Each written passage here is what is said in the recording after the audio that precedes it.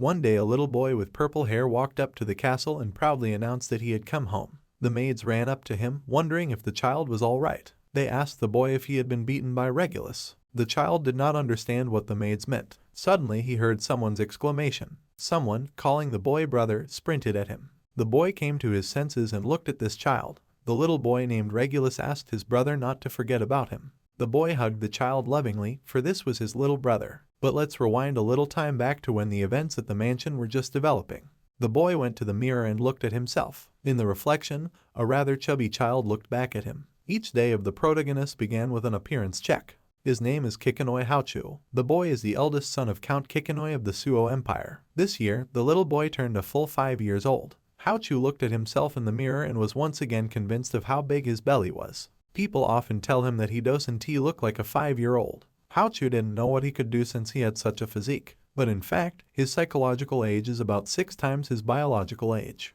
All this is because he has memories from his past life. It all happened about 6 months ago. An epidemic broke out and Haochu was on the verge of life and death. Doctors were constantly visiting him, trying to figure out how to beat the disease. The boy's body was hot, yet his mind remained cold. He did not understand why this was happening to him specifically. Haochu thought that at this rate he would soon die. But in fact, the boy had already died. He was an ordinary man born in Japan. His hobbies were cooking, embroidery and watching DIY musicals called Autumn.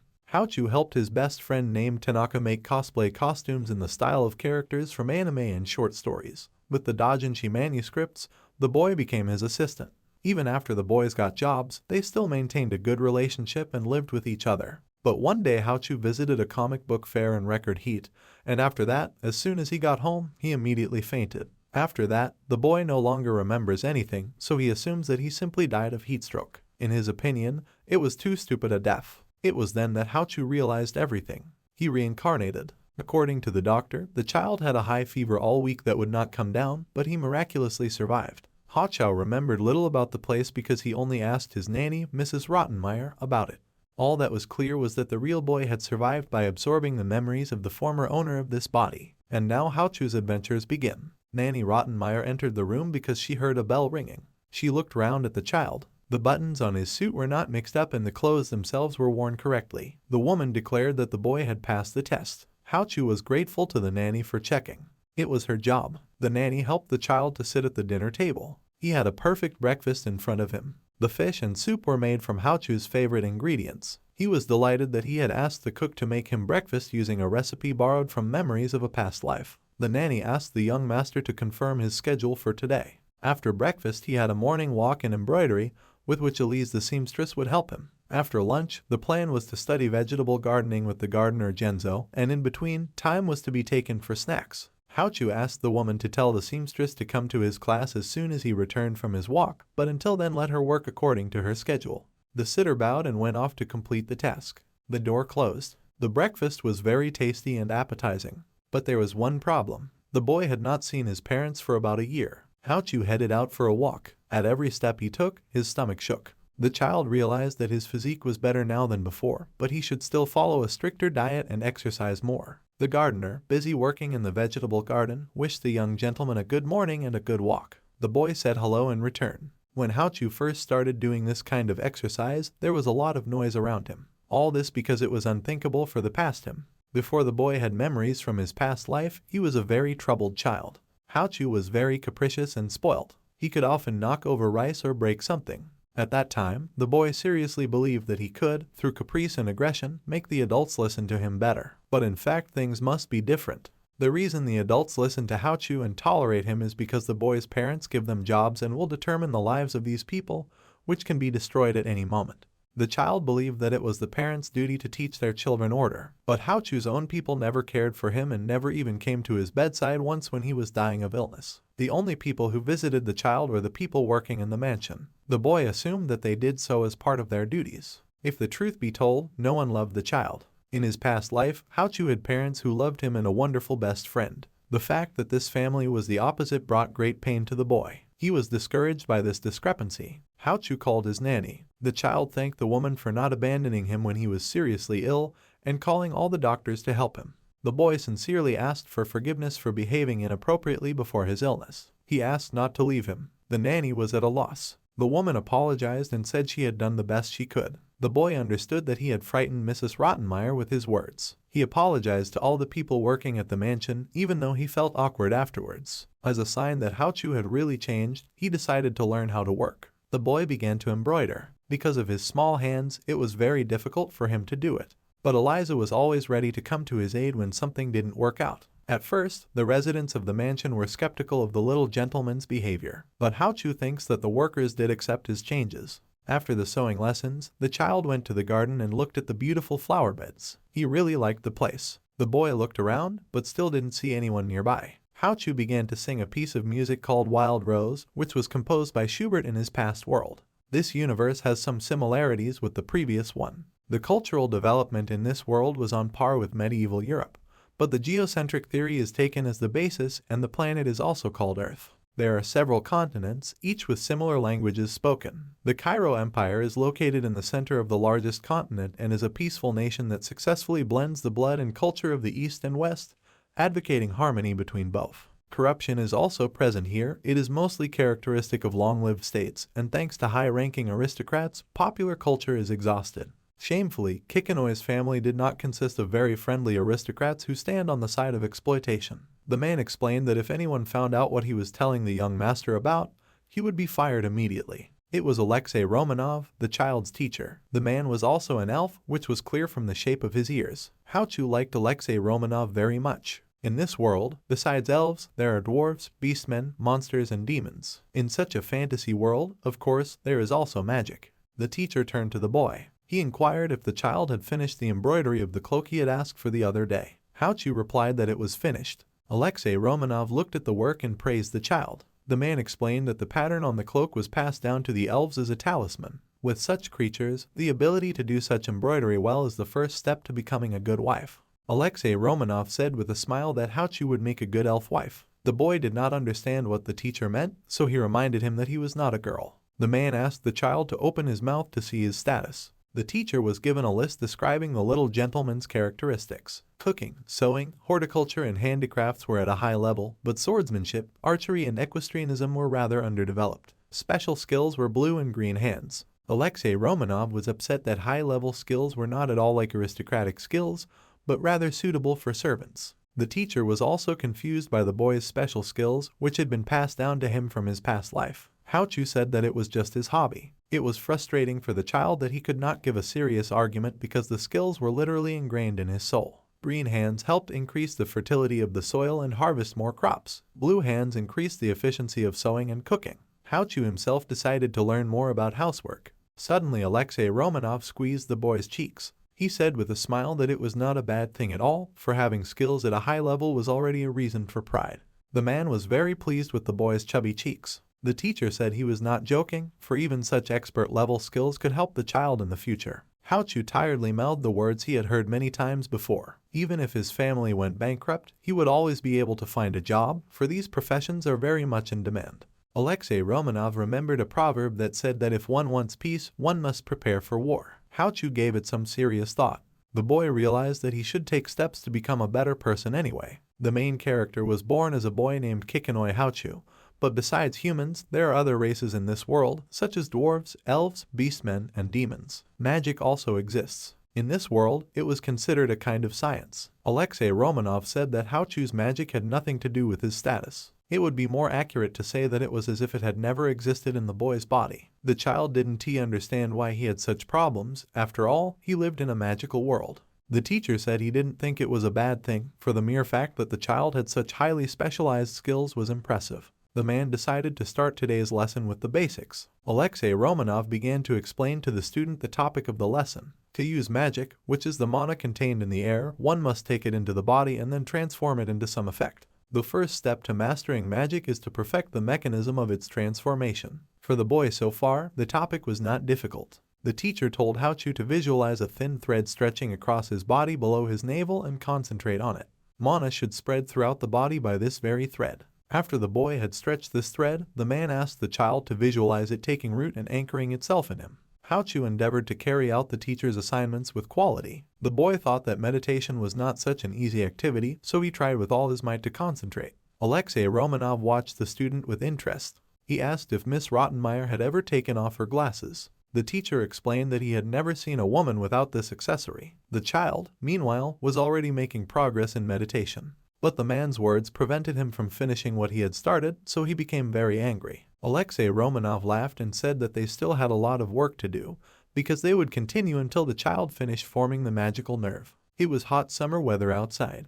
Haochu was strolling through the garden. It seemed to the boy that he would never be able to form the magic nerve, for even during meditation, the teacher tried to distract him in every possible way, although he had nothing to do with the matter, for the child himself was to blame for his failure. Haochu walked and ate along the road, passing by beautiful flowers. This had already become his daily routine. Suddenly, the boy noticed a single peony. He didn't understand what such a flower was doing in this place, for just yesterday it wasn't even here yet. The sweet fragrance of the peony intoxicated the boy. Suddenly Haochu heard a plea not to stop this sweet song. A beautiful girl appeared from the flower. The child was very surprised. The boy was familiar with the stranger's appearance. He thought she was an elf, but then he remembered that creatures like his teacher could not fly. The child swallowed nervously, for the girl's aura was beginning to frighten him. He fell to his knees. The stranger smiled sweetly and said that she liked the polite boy very much. She inquired as to his name. Haochu introduced himself and explained that he was the son of Count Kikinoi. The girl wondered. The woman said that her name was Princess of 100 Flowers and assumed that the child surely already knew of her. The boy was confused, for this was the first time he had seen this girl.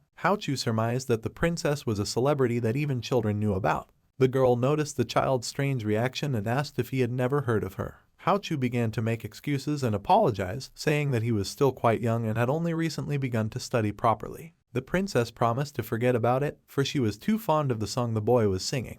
The girl explained that she was the noble Momoka, the goddess of healing and grace, responsible for the fertility of the soil. Haochu was at a loss for words. He was greatly surprised that a goddess was standing before him. The girl explained that a week ago, due to some circumstances, she had settled in this garden among the roses, but the boy's song had literally awakened her soul. The princess said she would listen to it forever. Momoka announced that she had a reward for Haochu. The boy was surprised. Suddenly the child came to his senses. He thought that attributing the authorship of someone else's song to himself was not quite right, so perhaps he should tell that another person from the boy's past world had written it. Haochu realized that it was very disrespectful to deceive the goddess. The child gathered his strength and decided to confess, when suddenly Momoka interrupted him with a question about the past world. The girl explained that the boy's heart itself gave away his true feelings. The child was surprised that the new acquaintance could read minds. The realization came to the princess that the song had been written by someone from another world, so she had never heard it before. Haochu agreed with the goddess's guess and said frustratedly that he could not get a reward for the music. But Momoka laughed and said that it did not matter at all who wrote the song, for it was the boy who had sung it so beautifully and dedicated it to his goddess. Haochu swallowed nervously. The girl said that she still wanted to give the child an award, so she asked him to accept the gift. The boy awkwardly agreed. The goddess approached the boy from behind and raised her hand. Suddenly the pain from her pressing pierced the child's whole body and he screamed. Momoka hurried to soothe him. The dumbfounded Haochu said that he no longer wanted any reward. The goddess explained that she had pressed the magical pathway on the child's neck, for he was in too lethargic a state for some reason. The girl reported that the boy could now use magic. Haochu thanked the goddess joyfully, but Momoka declared that from tomorrow onwards Haochu must come to this place every 24 hours and comfort her with her songs. The boy was surprised. Haochu hesitated, not knowing what words to say to this statement. Suddenly Momoka became angry and said that if the goddess orders a child to do something, he should nod his head without further ado and carry out the order. Haochu muttered confusedly that he agreed with everything. The princess disappeared into thin air. The child felt that there was no way he could cross this creature. When Haochu and Alexei Romanov met again soon after, the man was confused. Additional information appeared in the boy's characteristics that he was the favorite of the Princess of 100 Flowers.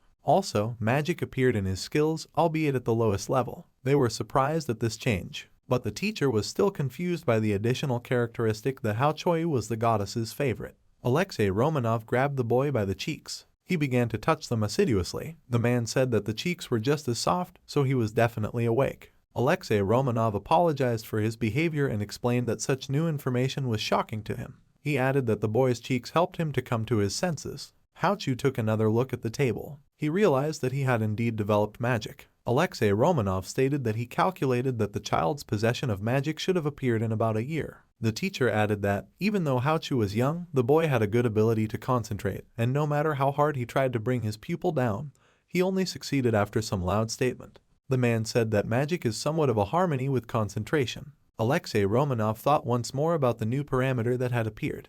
Haochu asked the man to tell him more about this princess and why she was a celebrity in their area. The teacher was greatly surprised. The elf reported that the boy had indeed a striking gulf between what he knew and did not know. Alexei Romanov said that if a person doesn't know something, he needs to learn, so the man decided to give an extra lecture today about the gods of this world. Haochu was serious. The teacher began his story. The gods abide in this world in the state of animate and inanimate objects. Princess Yangyang is the sun goddess, and she laid the foundation for the origin of all living things. Princess Hyo-rin is the goddess of the moon and governs death and rebirth. The mountain god Ish commands fire and war, while Rosmarius commands water and learning. Igor, god of the sky, rules wind and technology. Finally, Princess Momoka, who oversees the fertility of the earth and healing. Alexei Romanov explained that there are many other gods, but these are the most significant and have the most followers. There are many countries in the world with different races and cultures, but when it comes to religion, they are all about the same except for the god they worship. The main industry of the Cairo Empire is agriculture, so the inhabitants worship the Princess of 100 Flowers as the main deity, for their professions are closely related to Momoka's activities. But now the child has a characteristic that says he is the favorite of this girl. Alexei Romanov wanted to know how the boy was able to win the trust of the goddess. Haochu was confused because he could not tell the teacher about his past world. The man surmised that the child had been forced to tell no one anything. Haochu quickly agreed with what he said. He added that he sang a song in the garden every day and someone liked it so much that he was given a reward. The child surmised that the teacher had already guessed that the gift was the correction of his magical nerve. The teacher was surprised, for he did not know that the boy was a good singer. Haochu awkwardly explained that he was not bad at it, but he was not good enough to perform pieces for anyone. The boy reported that Momoka told him to come to her garden every day and hum different songs. The goddess's attraction to human songs and dances was understandable to the teacher, and the next day the boy's beautiful singing was already resounding in the garden. Momoka heartily enjoyed the melody. Haochu thought that although the girl was praising a god from a world completely unknown to him, but children should not be concerned about such things. The girl reported that the boy's musical interval had errors. Momoka explained that she could not blame the child much, for he had no music teacher, but still, despite his talent, errors in such places are very visible. Haochu apologized fearfully. The princess reminded him of the tweaked magic nerve and asked him to use it to solve the problem.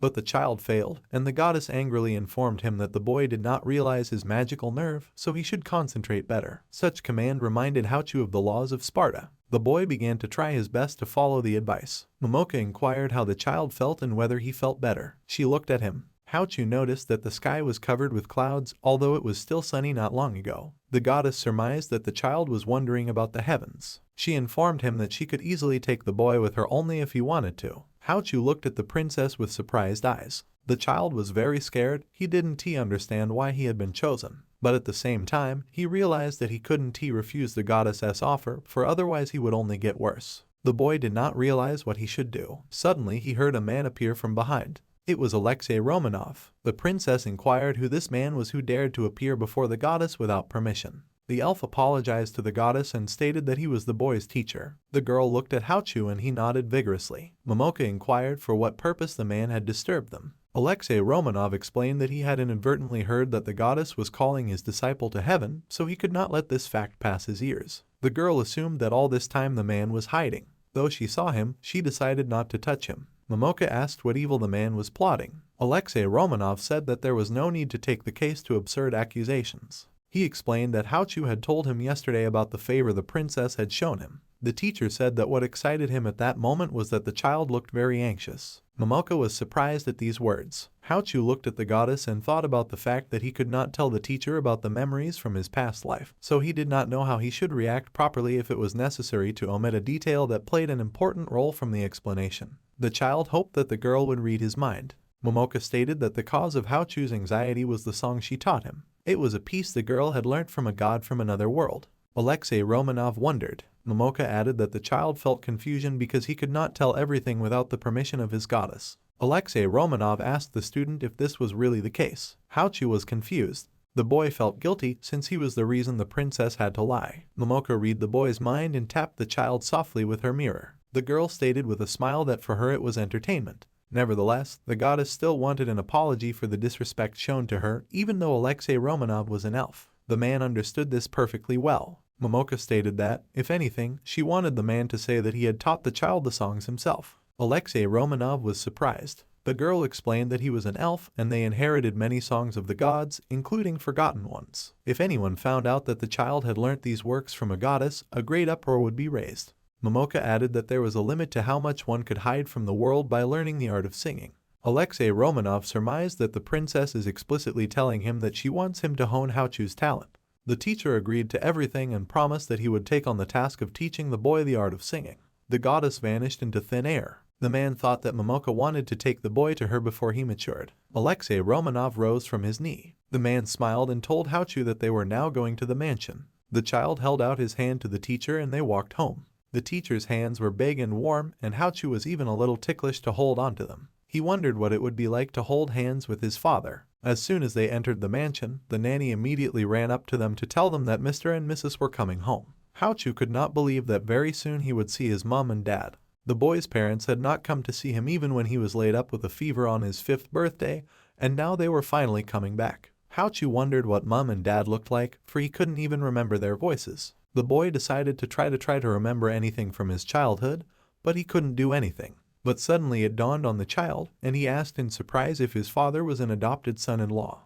Everyone turned round and looked at the boy. He repeated his question once more. Alexei Romanov suggested that Miss Rottenmeier speak to Haochu on the subject, but the nanny said that because of his age the child was unlikely to understand anything. The teacher stood up for the boy and explained that Haochu was actually smarter than people thought and that it was better to face the truth, however painful, than to listen to stories embellished by gossip. The child observed this conversation, but the nanny asked to be given some time, for she was not yet quite sure how best to present this information to her. Alexei Romanov turned to the young gentleman and inquired about his plans for the day. Haochu stated that he was going to make with a seamstress a bag to wear around his waist. He showed the still unfinished accessory. The teacher examined the item and verified that it did indeed look comfortable. The boy explained that in this bag he planned to stow garden tools, some disinfectants and bandages for emergencies. Alexei Romanov offered to teach the child a little because he wanted to tell him something about magic. The teacher began his story. There are several systems of magic in this world. The first is healing magic. It is used to heal injuries. Attack magic is based on battle magic. Support magic interferes with people's abilities, and spatial magic interferes with space itself.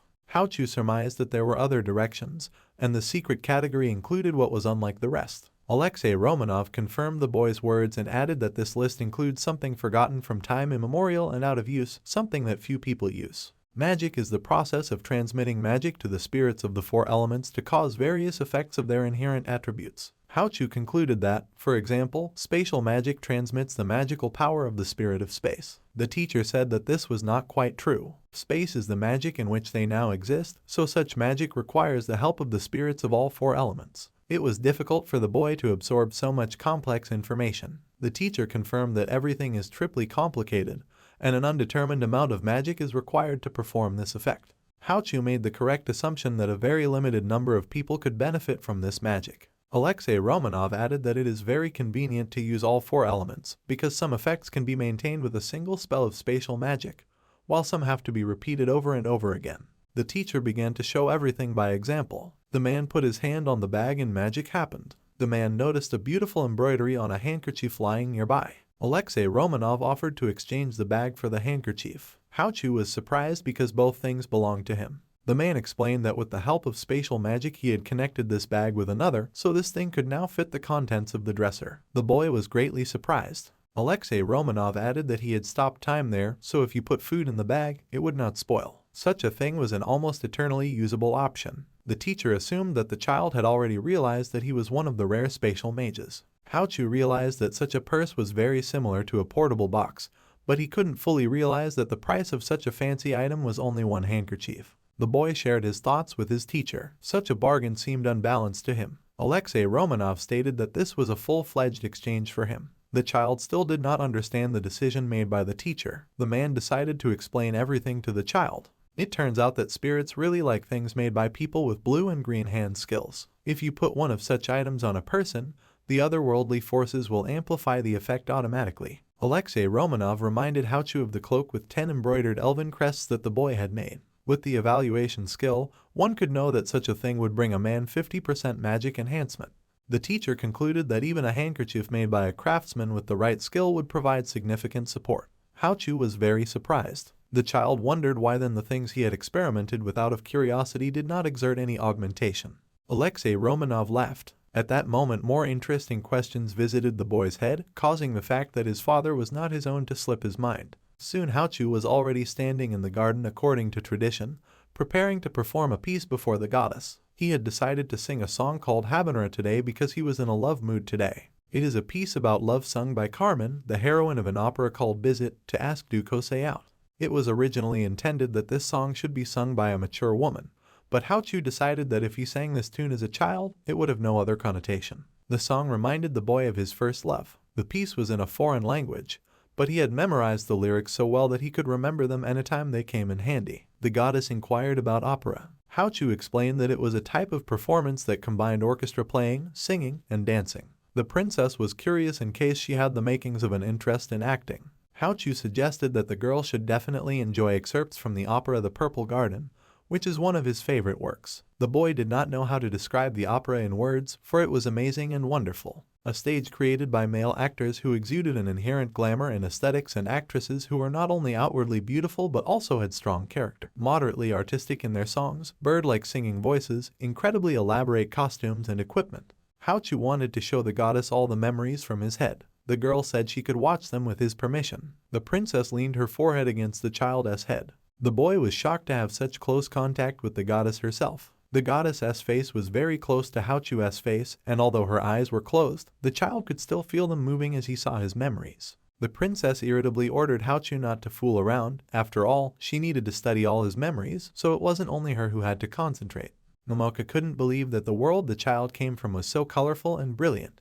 Haochu awkwardly declared that he didn't know much interesting. The boy was blinded by Momoka being too close to him for too long. The goddess thought that she had made a very interesting discovery for herself. The girl declared that the boy should show her his memories from now on. She gave him a reward in the form of a peach. Haochu and Momoka said goodbye and the child headed for the mansion. Near the stairs someone called out to him. The nanny standing next to the teacher said that she wanted to tell the young master a story. Once upon a time there lived a man. Although, in fact, it wasn't that long ago, only about 6 or 7 years ago. A man and a woman met at a ball. The guy was the second son of a poor aristocrat, and the girl was the daughter of a rich count of the empire. Even though the man looked like he didn't have enough food for tomorrow anymore, but the woman was still somehow greatly charmed by him. She at one point decided to approach the beautiful stranger and get to know him better, but he hinted at refusal in every possible way, for at that time he already had a chosen one to whom he promised to devote his future. In despair, the girl began to threaten the man with his house and his partner because she wanted to get the guy by all means.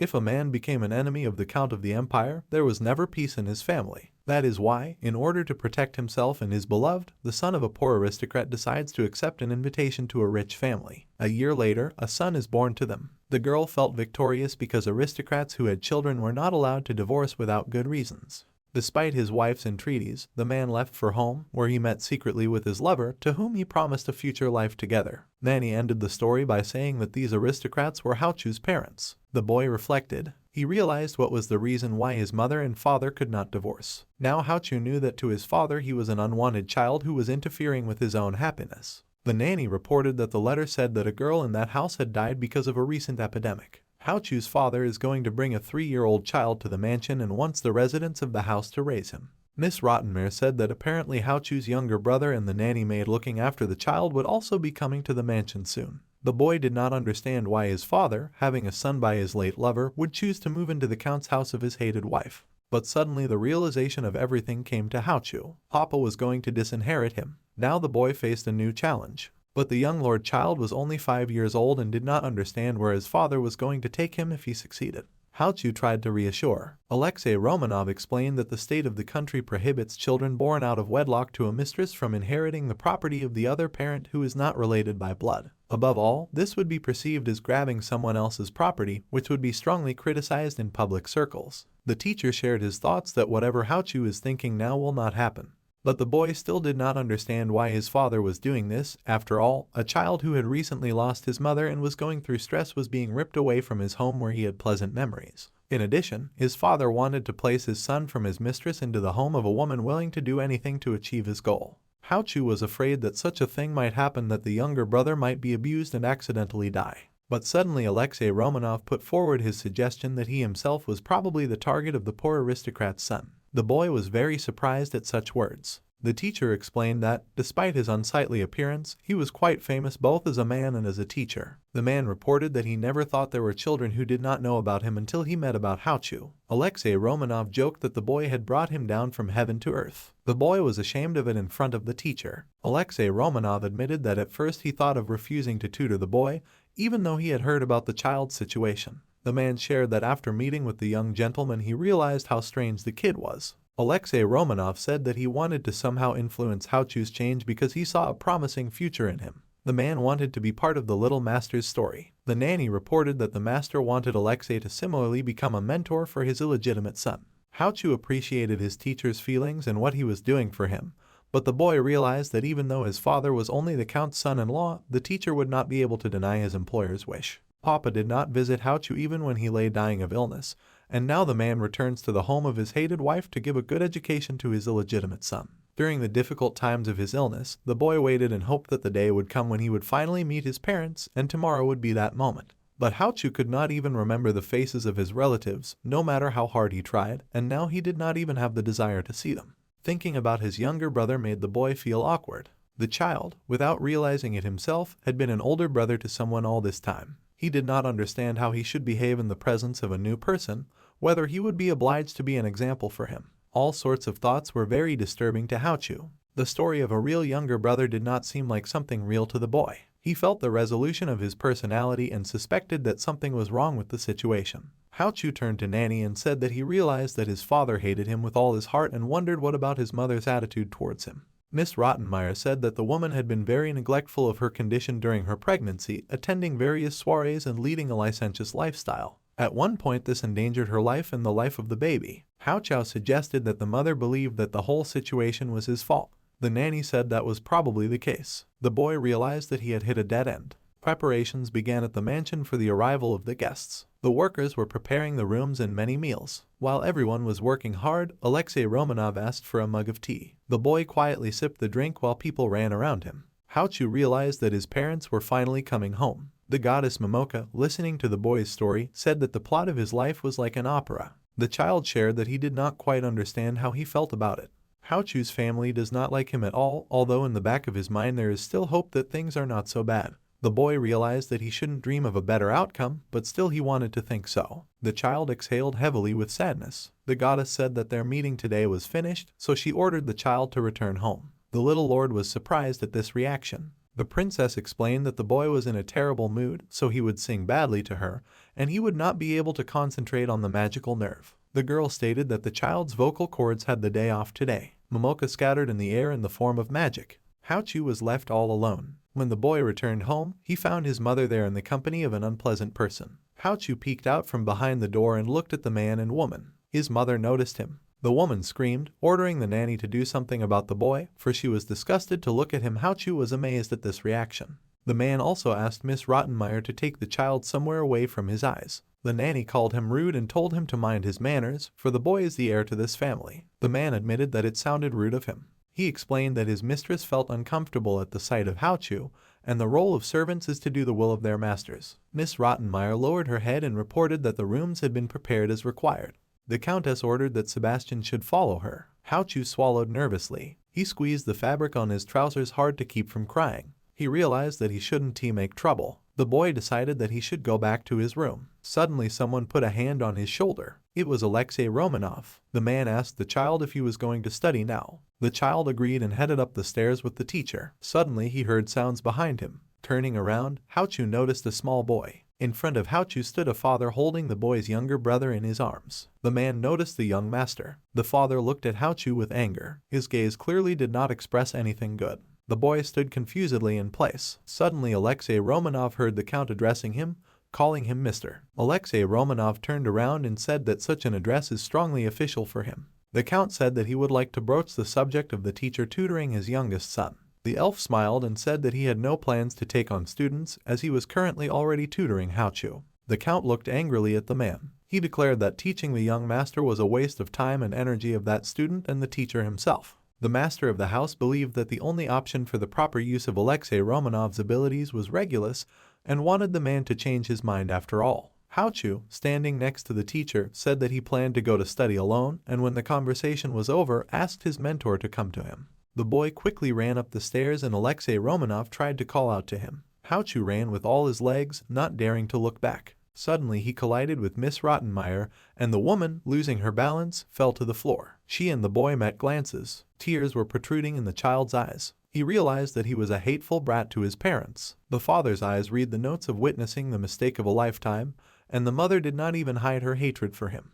Haochu's chest pinched with heartache. It was no surprise to him now that he could not remember his parents' voices or faces, even though only a year had passed. But even so, in the boy's memories, he had never interacted with his parents face to face. The child thought that Nanny should have spoken to him before on the subject, lest he should have hoped in vain for the slightest indulgence. It was the high expectations that gave Haochu much pain. Miss Rottenmeier looked at the boy confusedly. Tears streamed down the child's face at the realization that he was arousing only condescension. He, sobbing and stammering, began to apologize to the nanny for his inattention. The woman was startled at this state of the young gentleman. The child realized that if he continued to stand like this in front of Miss Rottenmeier, he would eventually reach out to hug her.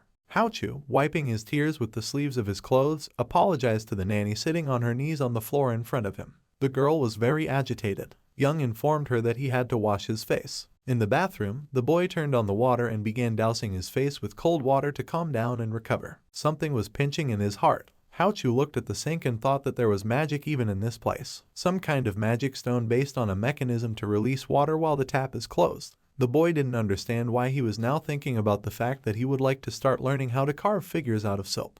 He wiped his face with a towel and decided it was time for him to go back to his room. But on the way he noticed a toddler sitting in the corridor. Haochu hid behind a pillar and began to watch the baby, who was looking under the rug for something. He didn't understand what Regulus was doing in this place. This child was standing in the boy's way to his own room. That was a problem. Haochu looked at the boy once more and thought once more that this stranger was actually his little brother. The young master wondered what this man was. At this time, Regulus walked to the edge of the stairs and felt a touch on his back. The man who came up behind him gently pushed the child, but it was already enough to make him lose his balance and start to fall. It was Sebastian, but suddenly the man saw someone's figure flash past him.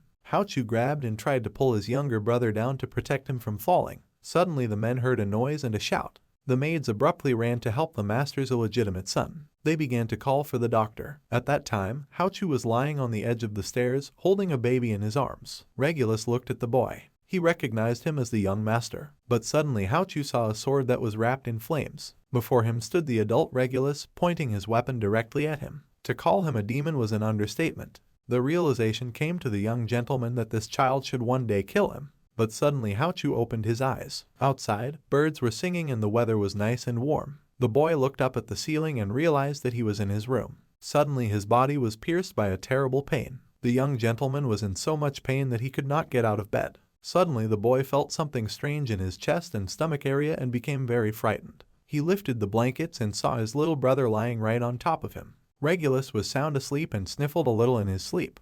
Haochu was in great pain from holding the baby on his stomach, so he tried to pull him away. Suddenly, the young master heard a woman's voice apologizing to him. It was the boy's nanny, whose name was Alice Utsunomiya. Miss Rottenmeier began to reprimand the girl beside whom the little boy was standing, saying that this was the second time she didn't watch him. The first time Regulus even hurt himself. She added that there is no knowing what would have happened to the boy if Haochu had not reacted in time. Alina guiltily said that she sincerely regretted her action. Regulus walked over to Haochu's bed and stated that he was hungry. The boy asked the toddler to fetch him an item hanging on the coat rack. Regulus awkwardly carried the bag to his older brother's bed. Haochu was glad that he had not immediately eaten the peach that the goddess Momoka had given him. Now the fruit had to be cut. The child opened his mouth, intending to take a bite, but Haochu stopped him, saying that Regulus should not eat the fruit in such a state.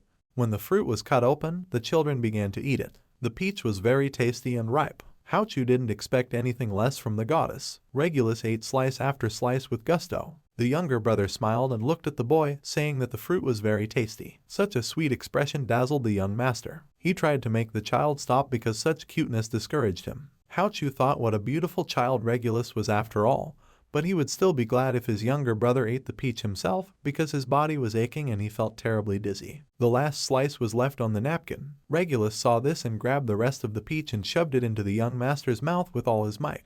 Haochu choked with surprise, and the child asked with a doting expression whether his older brother tasted good. Alice began to blame herself for not watching the child properly, but the young master asked her to stop apologizing. Haochu admitted that Regulus did not fall by himself, he was pushed by Sebastian, who is the countess's servant. Everyone was shocked by such news. Alexei Romanov asked if the boy had seen it with his own eyes, to which he received an affirmative answer. The young gentleman said that there were no other witnesses except him, so even if he told about it, they would not believe him, making excuses for the servant. The man would go unpunished. The boy inferred that the blame would eventually be shifted to the maid Alice, who was supposed to be watching the child.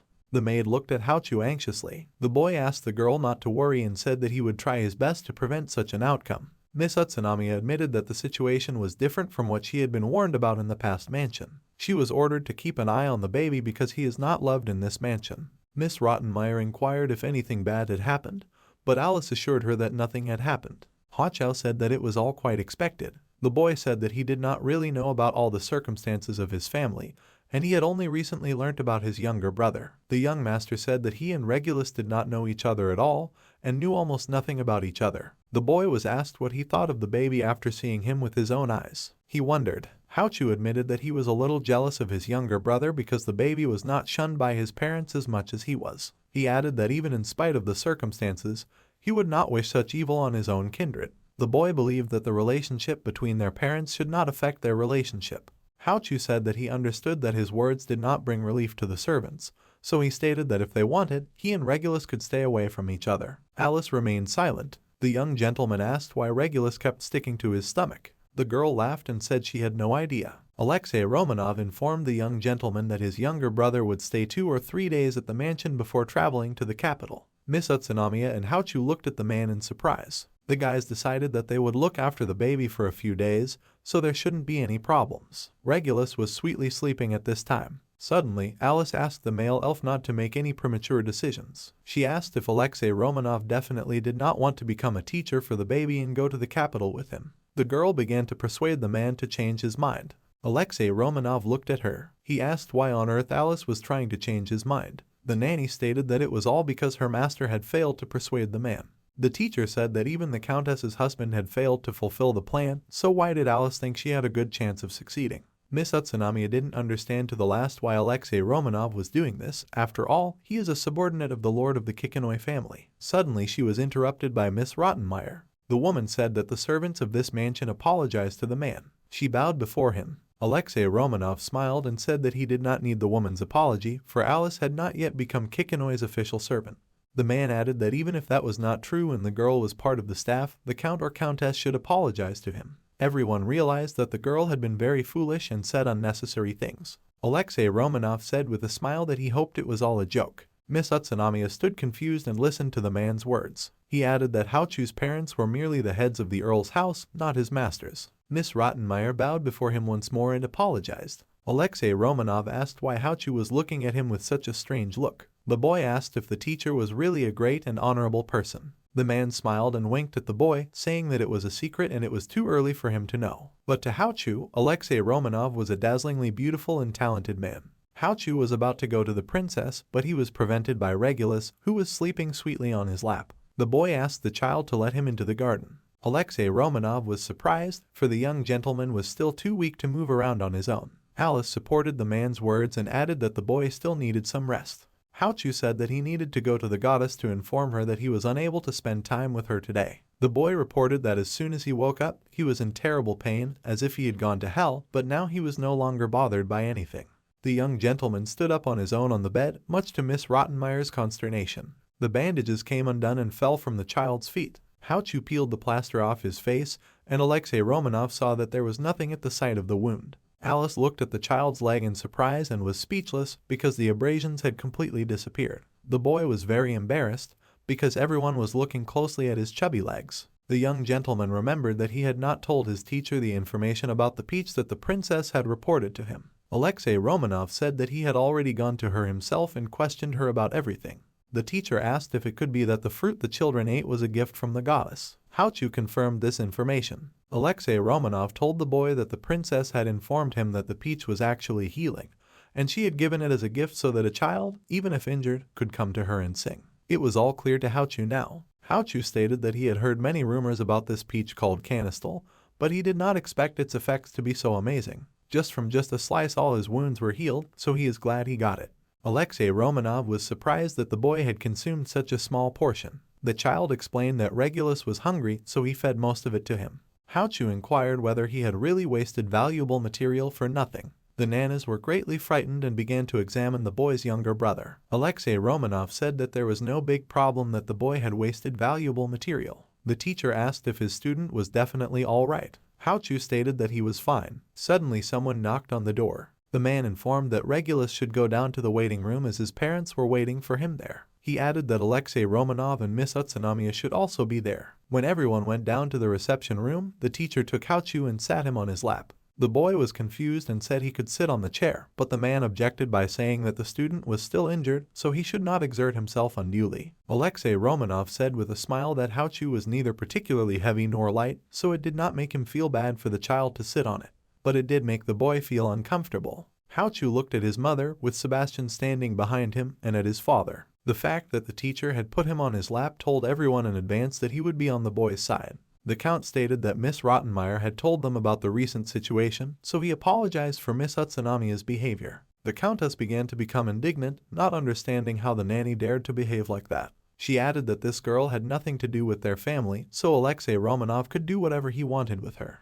Haochu's mother made the inference that servants from poor houses caused trouble for their masters. The woman was horrified that Alice had dared to call Mr. Romanov, a certified hero of the empire, a lowly servant of the family. The Countess considered such behavior ignorant and shameless. The Count stood up in defense of his maid and said that it was all dared to be said by an unassuming woman who did not care about the feelings of others, getting whatever she wanted by threats and violence. Haochu's mother was greatly offended, so she started an argument. The man and woman started arguing, and the young master looked at all of this and thought that, even though Alexei Romanov is a respected elf of the empire and the tutor of the family, but is it appropriate for him to sit during such personal squabbles?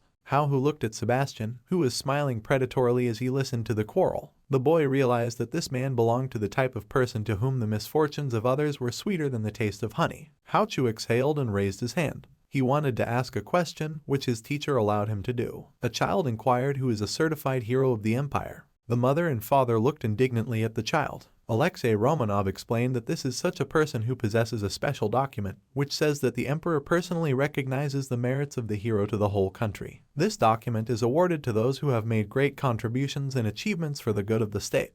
Haochu said that Alexei Romanov is indeed an amazing elf. The man added that this document says that a person does not have to bow to anyone or obey their orders except the king. If someone points a sword at a hero of the empire, they have the right to do as they see fit, up to and including murder. No one but the emperor can force him to obey unless, of course, he himself wishes to do so. Alexei Romanov concluded that only the king was his master. Haochu was shocked. He considered this a very good advantage over other people. The teacher said that he didn't think it was something terrible that the boy didn't know this information, because he himself hadn't told him about it. Alexei Romanov added that he still agreed to serve in the Count's house without giving up the advantages of his status. The man recognized himself as somewhat to blame, for he himself had not informed everyone of his status, which had caused the misunderstanding. The Earl and Countess sat with dissatisfied faces and listened to the elf. Haochu thought that Miss Utsunomiya was indeed at fault, for without even realizing it herself, she had called a certified hero of the empire a servant of the Count, which was tantamount to an insult. Suddenly, the Count declared that the boy had no right to interfere in adult conversation, to which he received the objection that it was the responsibility of the whole family. The argument continued. The boy did not understand which of the parents was at fault, that they were now throwing insults at each other. Haochu thought that even though both the Count and the Countess lived apart from each other, they were still members of the Kikinoi family, so they should both be responsible. But the boy had a question regarding whether they shouldn't think to settle the situation quietly so that similar problems wouldn't arise in the future. The Earl was willing to make every effort for Regulus to become an elf's apprentice too. Haochu thought that the adults had gone mad, for little Regulus's future was at stake. Suddenly, someone called out to Alice. The child walked over to her nanny and began to say something to her. Haochu hesitated and decided to turn to his teacher. He asked why the man had turned down his father's request to be a tutor for his youngest son. The elf explained that he just wasn't interested. The boy was very surprised at such words. Alexei Romanov explained that he already had a child next to him who would soon begin to develop interesting skills, and he could not afford to take his eyes off his student for even a second. Haochu thought confusedly that it was all because of him. The boy asked if Regulus could become a similarly gifted child, because after all, he and his brother's blood is half the same. Alexei Romanov said that it might be so, but why would he agree to the offer when he already had a student with green and blue hands next to him? This conversation was heard by Alice. Haochu said that if Regulus also spent time in that mansion, he would be able to develop the same skills. The teacher said that it was no fun at all to be a tutor for two identical children. The elf added that even the boy would not be able to change his mind. Haochu decided to ask a direct question and asked what his contract with the Kikonoi family was. Alexei Romanov said the boy had better ask Miss Rottenmeier that question. The woman explained that the man had not entered into any labor contract with the Kikonoi family. Haochu was very surprised. The woman explained that there was a law in the empire that if a certified hero asked an aristocrat for lodging and food, he could not be refused. Haochu was shocked at such news, for in such a case his method had been refused in advance to be ineffective. Alexei Romanov advised the student not to be so surprised. The boy understood perfectly well that a volunteer cannot be forced to do something against his will. The young master realized that there was nothing he could do about it. Suddenly Haochu noticed Alice's strange look in his direction. The girl mentally begged the boy to do something. Haochu hesitated for a moment. He remembered that the teacher had said that he liked the pupil's progress and occupation. The young master considered this to be a breakthrough in the situation. Haochu stated that he was well aware that he should be grateful to the tutor for having already agreed to be his tutor. The boy realized that asking a man to tutor the earl's youngest son was an impertinence. Alexei Romanov suggested that Haochu had given up. The young gentleman declared that he would teach his younger brother what he had learnt from his tutor. Haochu remembered the rule that if explained to others, the material learnt is consolidated much better. The boy wished that in the moments when Regulus would learn from him, Alexei Romanov would be there to correct him. The man reflected. The elf reminded his apprentice that he was not good at sword and archery, so he was unable to fully share his expertise with the child. Haochu asked the teacher, on those occasions when he would lose to his younger brother during training sparring, to avenge him and beat Regulus. The young gentleman wondered if such a way out would do. Alexei Romanov chuckled and agreed. The man reminded him once again that it was Haochu who should train his younger brother, not the teacher. Miss Utsunomiya looked at the young master with hope in her eyes. Miss Rottenmeier clapped. There were also sounds of applause from the countess's servant as well. Sebastian said that the young master was kind, so he was quite honored. But the servant did not look impressed at all. Haochu thanked the man. Sebastian inquired whether such a decision would benefit the boy himself. He reminded him that Regulus was a symbol of the countess's heartache, and by keeping this child in the family mansion, Haochu should be aware of his mother's subsequent feelings for him himself. The boy understood that the servant wanted him to help him get rid of the child. Haochu clenched his palm into a fist and stated that he would not interfere in any decisions and only his parents should make the final choice. He added that he did not intend to take either the father's side or the mother's side. Sebastian reminded Haochu that he himself had said that Regulus would be educated by him. The boy asked what was wrong with simply showing sympathy for a child who had lost his mother and ended up in a strange home. Sebastian smiled and told the countess that her son had an excellent mind. Haochu was perfectly aware that the words were said sarcastically. The man inquired that even with this outcome, it was not too early to welcome the baby into his home. The young gentleman irritably asked the servant what he was implying. Sebastian explained that according to the laws of the country, children born out of wedlock were forbidden to inherit their parents' property. However, the man shared his worries that when Regulus grows up, Haochu will only make a serious enemy. Indeed, even to this rule there were some exceptions. The earl's patience ran out, so he shouted out what Sebastian meant. Now the boy understood what the servant was bending him to. One day, taking advantage of a loophole in the law, he might be killed. For some reason Haochu knew that the scene he had seen was one of a possible future. The young gentleman said that he himself knew everything perfectly well. The boy said that there had recently been an epidemic that had almost killed him, so no one knew what would happen in the future. Sebastian realized that Haochu believed that every important person needed a replacement.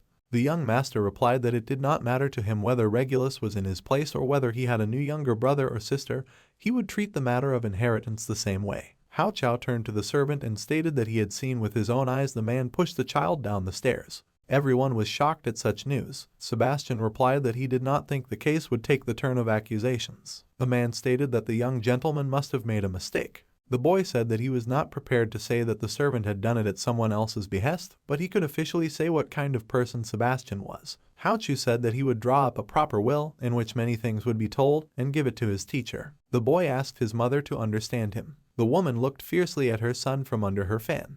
Haochu turned to his father. He asked the man to pay alimony for his youngest son in favor of the countess from his personal income. The count was shocked by such a request. The young gentleman explained that the property and food belonged to the countess, and Regulus had no blood relation to her, for he was the child of another woman. That is why there was no reason for the countess to keep another man's child at her own expense. Haochu stated that he thought the man was being insolent by relying on the wealth of the Kikonoi family. The countess jumped up from her chair and began to cheer up her hated son. Haochu advised his father to channel the money earned from managing the Kikonoi territory to start his own business, for if it proves successful, a full-fledged house can be purchased, lifting his family's name out of poverty. Afterwards, Regulus could receive these estates. The Earl was furious. Suddenly the young master felt a headache. He surmised that he was dizzy because he had been thinking too long about himself from his past life. The boy got down from his chair and headed for the exit. Lastly, he asked Miss Rottenmeier and his teacher to witness further conversation between his parents. Haochu wanted them to document the conclusions and decisions the Count and Countess would come to. At the end of the document, the signatures of the two parties were required. The young master once again apologized for his departure. Alexei Romanov and Miss Rottenmeier took Haochu's hands. They were the only adults he could rely on. The young master once again asked the man and woman to honor his request.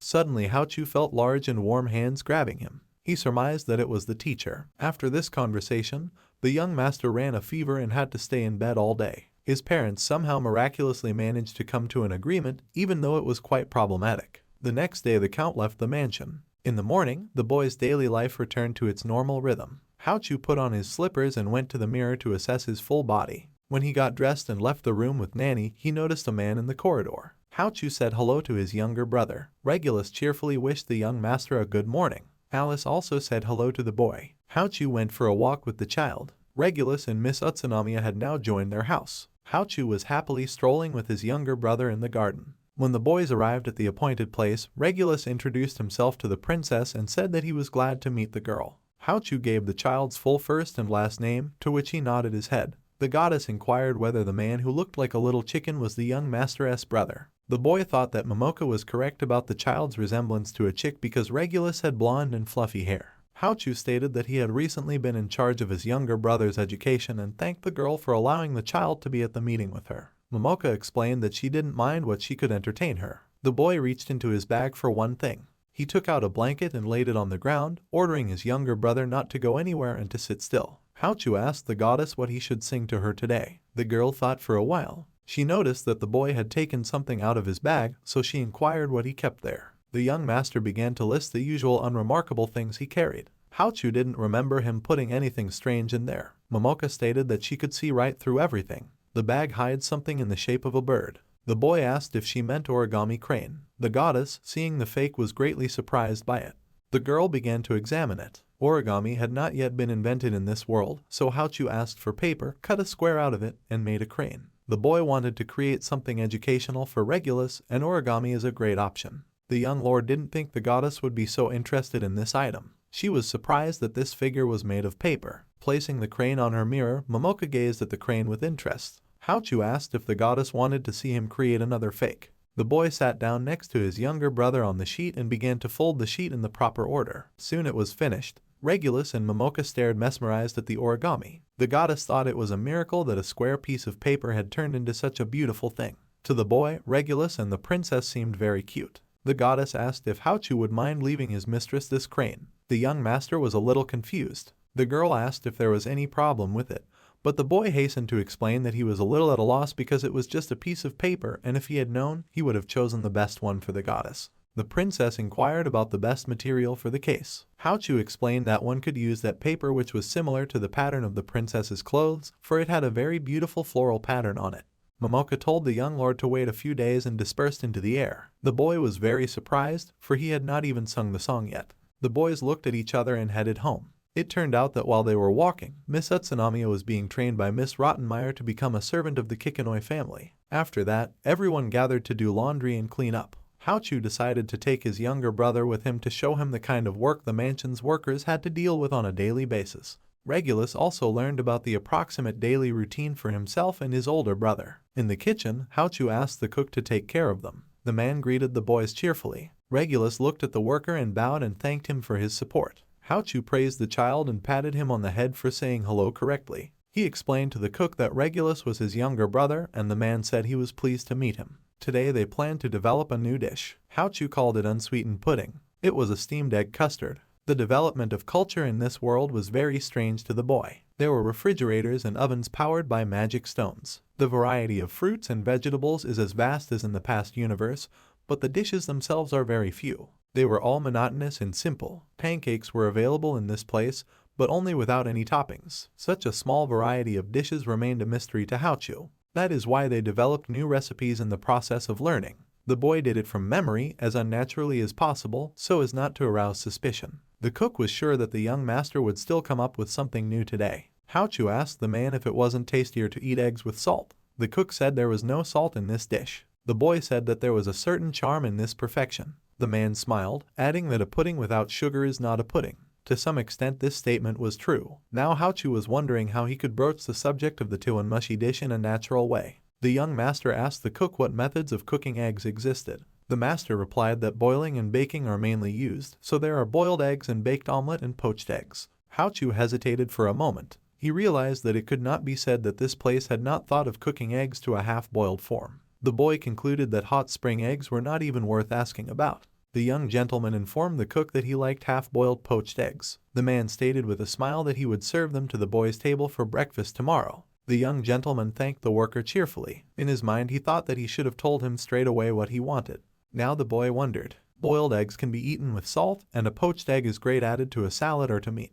Haochu said that this ingredient can be prepared in other ways, not necessarily as something salty. The man said he didn't think you could make something sweet out of eggs, because even pudding needs sugar, not salt. The cook wondered. The laborer suggested that the young gentleman should first make a poached egg. To begin with, the fresh ingredient had to be beaten into a bowl, but only carefully so as not to damage the yolk. Haochu was very pleased. Regulus watched the cooking process carefully. It was then necessary to place the egg in hot water. The boy lifted the child onto the bench to make it more comfortable for him to take part. Regulus and Haochu took the two of them a bowl of the ingredient and carefully tried to add it to the water. Soon, when the dish was ready, the cook said that they could add salt, but soy sauce was better. The man gave a spoonful of the cooked food to the boys, and Haochu fed his younger brother. The child really liked what they had made. Haochu declared that the eggs were indeed very tasty. The man was very pleased with such words. The boy shared his thoughts that if soy sauce goes well with eggs, then the broth or soup based on it should also turn out well. He tried again to tell the cook his wishes directly. The worker hesitated.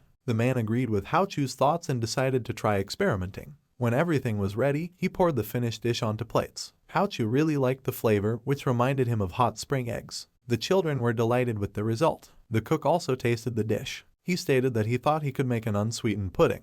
Haochu was surprised and asked how the man was going to accomplish what he had in mind. The man said that the recipe for the pudding was to grind cream with sugar and milk. The cook had the idea of making it broth-based, then it would be sweet, but it was not inherently so. Haochu rejoiced that the man was a true professional of his trade who had come up with the unsweetened pudding by comparing approximate recipes. The young gentleman began stroking his younger brother with joy and smiling widely. The man asked if Haochu was all right, to which the boy replied that the eggs were very tasty. The cook said he didn't mean that, but then hesitated and told him to forget his question. Suddenly Haochu realized what the man meant. The boy realized that the cook saw something suspicious about it. In his thoughts, the worker blamed himself for not thinking whether it was okay to teach such a thing to children. This was a normal reaction. The young gentleman planned to make a curriculum for his younger brother. But there was a problem in front of Haochu. He did not understand how to start the education of a 3-year-old child. While Regulus slept, the boy walked around the garden and pondered. He realized that he should get reading, simple arithmetic, and penmanship. The first thing Haochu decided to start with was reading stories and solving examples.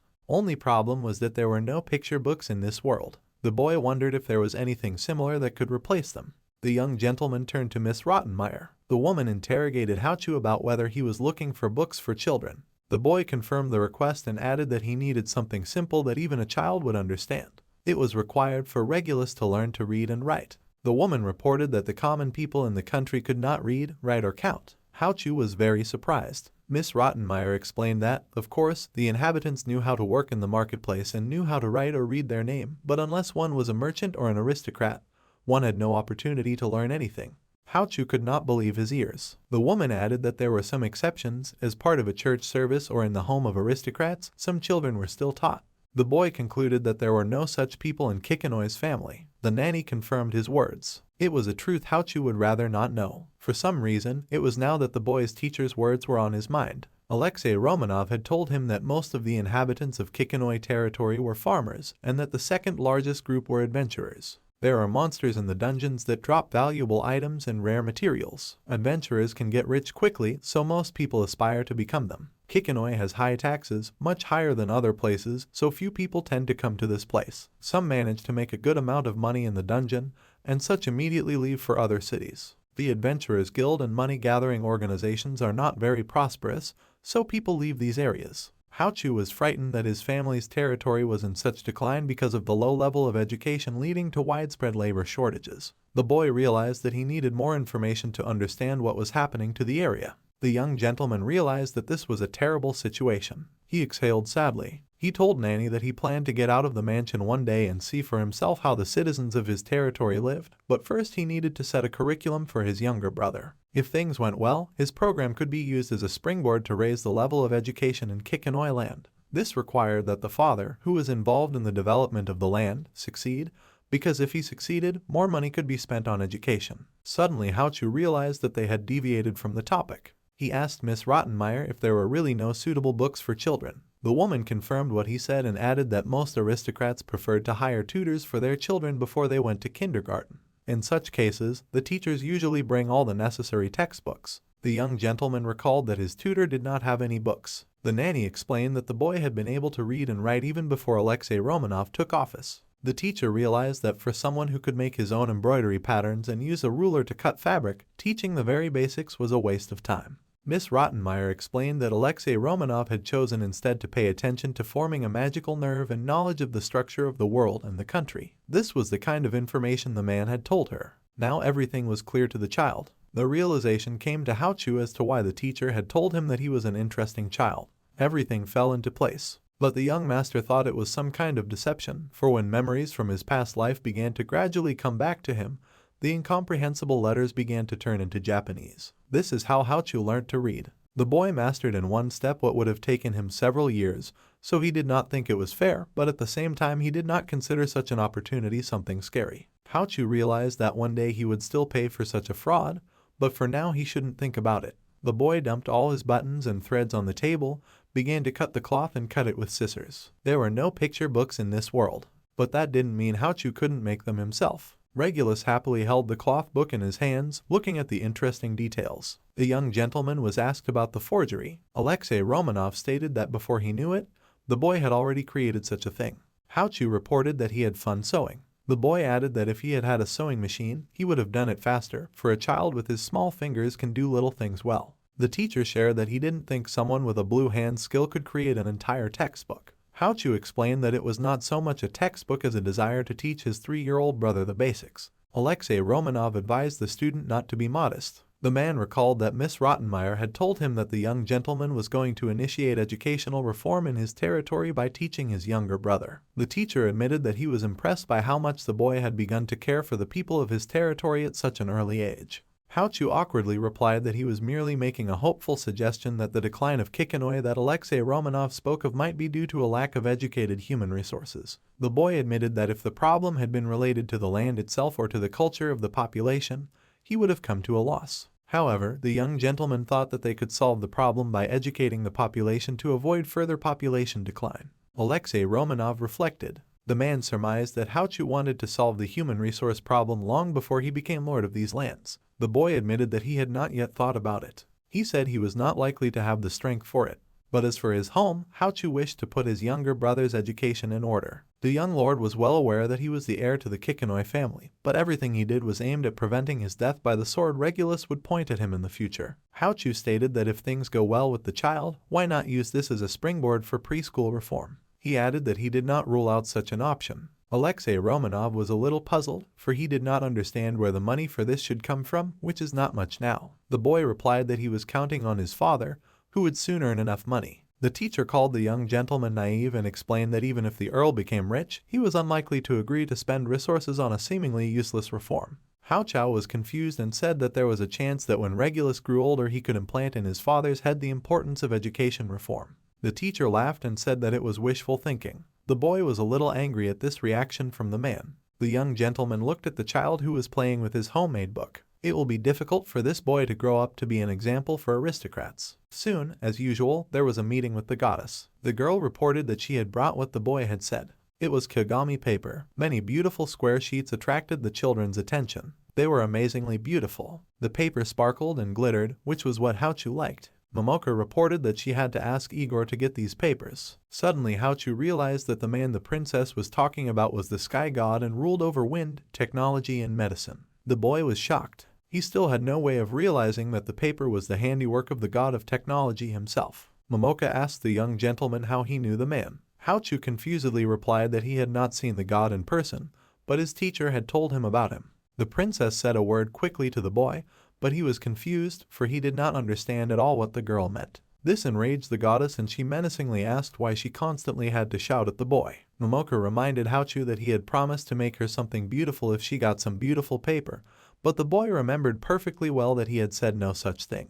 In his toga he spread out a sheet and sat down with his younger brother on the ground. Before starting, Haochu once again looked admiringly at the squares and thought that the material was indeed incredibly beautiful. Soon, the goddess was already holding an origami butterfly. Regulus and Momoka admired the beauty of the piece, which could not fail to please the young lord. The princess ordered the boy to take the remaining paper and make something equally beautiful for his little brother. The children joyfully thanked the goddess for such excellent needlework materials. She asked if the children really liked paper, to which she received an unequivocal positive answer. Momoka said that if that was the case, she would ask Igor to make more materials, since it wasn't difficult for him at all. Haochu thanked the goddess and stated that he was willing to make anything out of such beautiful paper. Regulus and Haochu started to put their things back into their bag, but suddenly a thought occurred to the young lord. The boy inquired exactly how such paper could be made. Momoka replied that she did not know because it was Igor's possession. The girl remembered that it had something to do with wood. Suddenly the realization came to Haochu that it was a woodcut. The princess inquired if the young master knew about it, to which she received an affirmative reply. The boy explained that there was something like it in the memories of his past life. In that world there was woodcutting, a method of engraving on wood, and afterwards its impression on paper from a wooden printing plate. Haochu wondered if the gods of this universe really possessed the technology of the highest form of printing. Momoka asked the boy what he meant by the word printing. The young lord explained that it was carving pictures and letters into something hard and durable like metal or wood. This technique is more economical and practical than printing books. The girl thought for a moment and said that the technology of engraving already exists in this world, but she could not say anything about printing. Suddenly Haochu had an epiphany. The boy informed the princess that with the skill of high printing, it was possible to create so many beautiful things. Momoka didn't understand what he was talking about. The young lord explained that it would make it easier to create books, and with simplicity would come prevalence. Textbooks would become accessible even to commoners, but this required Igor's intervention. Haochu had no sooner finished than the girl interrupted him with a question as to why this was necessary. She didn't understand why she needed to do good deeds, since only the commoners would benefit that way. The boy was a little confused. The young master realized that if Momoka lost interest in his idea now, the story of the book revolution might end now. He might not have another opportunity, so it was necessary to reply something right now. At this time, Regulus was playing with an embroidered bunny, parodying his voice. The child pretended that the toys were alive and could communicate with each other. Suddenly Haochu had an epiphany. He declared that if books became more readily available, he and the goddess could see a play called Kaoru's Garden. The princess inquired what it was and asked the boy to tell more about it. Haochu was pleased that he had succeeded in attracting the girl's attention. The young gentleman explained that the play has a script that contains the lines of the characters. The boy confessed that he did not know what plays in this world were like or if they even existed, but in his past life, all the actors played their roles according to the script. Haochu explained that he could rewrite all the lines he remembers into a book, and then it would be possible to act out a real play. The young master smiled and informed the princess that he could recreate and show her the works he had seen in the past world. Momoka was shocked. She could not believe that she had a chance to directly face what the boy had seen in the past world. Haochu reported that it was quite difficult to create a stage play of this level just by having a script. The princess wondered what they should do in such a case. The boy reported that there was a need to improve the literacy level of ordinary people. The boy stated that even if they put all their efforts into writing the script, there would be no point in it as no one would be able to read it. The young gentleman believed that science was necessary for commoners because education was necessary for everyone. If one cannot read, one cannot know the meaning of the script, nor can one sing a song. If the audience cannot understand the meaning of the lines in text, then the performance cannot be evaluated at all. Haochu stated that if art is not appreciated, it will become obsolete. Appreciation becomes a kind of value, and it later becomes money because actors will starve without food. In order to educate good actors, it is necessary to first create a situation where ordinary people can afford to pay for theater, and education is the key to not being overpaid or underpaid for their labor, not to be cheated and exploited. Through knowledge, according to the boy, residents will learn how to competently manage their daily lives. Haechu said that if people could afford to live a normal life, the direction of their knowledge would be to seek entertainment, which is what acting would be. The boy talked all fast and without stopping. He from his past life was quite excited. Momoka replied that she understood. The girl added that when any product is created, there is competition, creating an atmosphere of friendly rivalry, and that is how quality performances come about. Now the girl understood what the young master was talking about. Haechu realized that things would not be easy. In order to further develop entertainment, one needs stability in life, which requires education. That was why Haechu needed books. Such ardent talk gave the boy a headache. The young master realized that he had overdone it. Haechu looked at his younger brother, but everything swam in front of his eyes and he fell to the ground. Only the beating of his heart could be heard. The boy woke up and saw Regulus lying on his stomach, crying. The young lord inquired what the child had happened. The realization came to Haechu that he had fainted again. Someone knocked on the door. Alice peeked into the room, inquiring if the young master was here. Miss Utsunami saw Regulus lying on top of his sick brother and quickly ran over to the little boy to inform him that this was not the way to do things. The little boy inquired as to what he should have done in such a case. The nanny explained that it would be a good idea to start by getting up off his brother. Suddenly Alice noticed that the young gentleman was awake and began to worry. Haechu said that he had a headache, so he asked to keep his voice down. Miss Utsunami awkwardly apologized. There was already a carafe of water and a glass on the table. The girl asked the boy if he remembered anything long before he passed out. Haechu answered in the affirmative. The boy asked if the girl had carried him to the room, but the nanny informed him that Alexei Romanov had done so. Miss Utsunami explained that the man had seen the child running around the garden lost. Regulus explained to the teacher that Haechu had passed out while they were walking together. The boy stroked his little brother's head and praised him. Alice looked worriedly at the young master. Haechu inquired as to what had happened. Miss Utsunami wondered if the boy was going overboard with child rearing. The girl explained that she had heard that the light in the young master's room had not been turned off until very late at night, and the next morning there were more books for Regulus. Miss Utsunami added that it was on that day that Haechu fainted. The boy smiled and said that was not the reason at all. The young gentleman explained that he enjoyed sewing and even lost track of time. Haechu added that he does not go to bed so late that he has health problems. In his mind, the boy realized that it was hard to fall asleep in the body of a 5-year-old. The girl lowered her head and tears showed in her eyes. The young master worriedly asked if he had said anything strange. Miss Utsunami burst into tears and said that even when the boy feels bad, he tries to comfort her. Haechu replied that he was all right. In his mind, he wished that Alice would stop crying as soon as possible. The young master awkwardly started looking for something that could be used as a handkerchief. Pulling a beautiful paper out of his bag, the boy handed it to his younger brother to hand to his nanny. Regulus asked the girl to calm down. Miss Utsunami asked for forgiveness. Haechu told his younger brother that sometimes he could talk like an adult. The girl agreed that Regulus could behave very differently at critical moments. Suddenly she came to her senses. Alice wondered why the young gentleman was trying so hard for Regulus. Haechu replied that making cloth books was one of his hobbies. The maid added that the boy gave his younger brother a great opportunity to get an education and also made sure that the child was not harassed in the house. Miss Utsunami recalled the young master's dialogue with his parents. She had already told the boy that she had been ordered to protect the child with all her might because everyone in the mansion hated him. However, the girl did not understand one thing. This conversation was quite difficult for her. Haechu realized that he should have talked to Alice earlier. The young master pointed to the seat beside him and asked the maid to sit down. Haechu explained that he was an unwanted child. The boy added that the circumstances just happened and Regulus wasn't to blame for anything, so the girl shouldn't worry about anything. Miss Utsunami listened in silence. The young master thought that since the girl was his younger brother's guardian at the moment, she could be told more than what was allowed. Haechu warned Alice that the conversation should remain between them. The boy stated that he felt that he would not live long. The girl was shocked by these words. She did not understand what the young master was talking about. Haechu said that Miss Utsunami should have realized it then when Regulus was accepted into the family. The boy stated that no one knows what will happen tomorrow, so every important person needs a replacement. 6 months ago Haechu had almost died from an epidemic, so after that moment he began to believe that anything could happen and he would not live long. The boy wanted to add some lies to his story to make it seem more true. The young lord concluded that if something terrible happened, he wanted Regulus to become the lord of Kikonoi territory. Miss Utsunami was shocked. She said confusedly that Haochu was still quite young. The boy explained that it was no big deal and no one would mourn for him, especially the parents who didn't care about their son. Alice muttered confusedly that the young master must be joking and he shouldn't do that.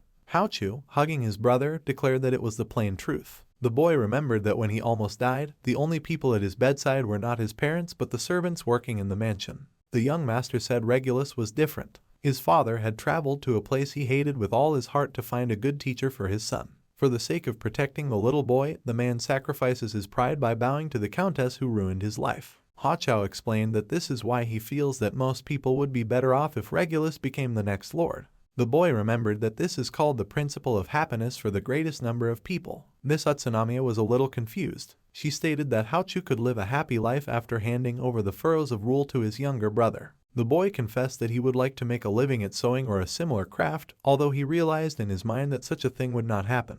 Haochu informed the girl that he wanted her to do something for him. The boy asked her to increase the number of Regulus's allies. This was required so that no one would suspect that Regulus was involved in the young master's death. Miss Utsunamiya was at a loss. Haochu explained that in that case, only the countess and Sebastian would suspect the child. With hatred for the man, the boy clutched the sheet with anger. Haochu revealed that Sebastian had asked him to help kill the child, hinting that in return the countess would treat her son better. The boy did not understand why, if he did not oppress the weak, he was unworthy of love. Haochu said that Sebastian asked him to help kill the child, insinuating that in return the countess would treat her son better. The boy did not understand why, if he did not oppress the weak, he was unworthy of love. If the boy had been asked if Regulus was lovable, he would have answered unequivocally that he was. Haochu had mixed feelings. He suspected that it was because even though he knew about his past life, he still had the body of a 5-year-old child. Miss Utsunamiya said that she understood and got out of bed. The nanny bowed slightly to Haochu and said that she would do her best to protect the young master and his little brother. The boy assumed that the girl had misspoken or misunderstood him, for he wanted her to labor only for the sake of the child.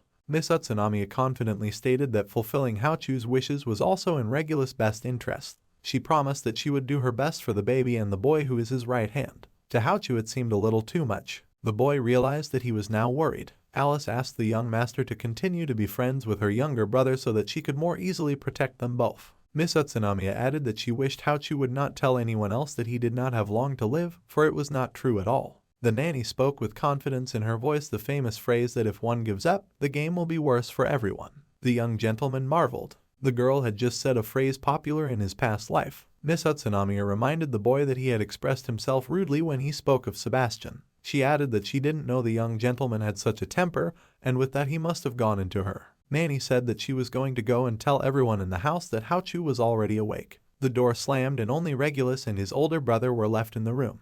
Haochu thought that it must be just a coincidence and the maid just liked strange phrases, but that line still made him very uneasy. Alice had become very suspicious. Alexei Romanov said it was a rare experience for him to be in the arms of a crying baby who had a rainbow-colored butterfly on the top of his head. Haochu thanked the teacher for his help, but the young gentleman wondered where Regulus got the butterfly from. Alexei Romanov informed him that it was not just an insect, but the soul of a princess. The man explained that after Haochu fell down, the goddess gave instructions to the child, and the child immediately ran to the mansion. The young gentleman thought that Regulus was quite bright, because he wouldn't have been able to do that at his 3 years old. Alexei Romanov turned to the apprentice. The man reported that Momoka had said that the boy was fainting mainly because of the effects of the epidemic. Haochu surmised that the teacher was referring to the disease that had nearly caused him to die 6 months ago. Alexei Romanov confirmed the boy's guess and added that in moments when a person is close to death, the connection between his body and soul becomes very thin. The princess saw this as a reasonable reason for the recent increased frequency of loss of consciousness.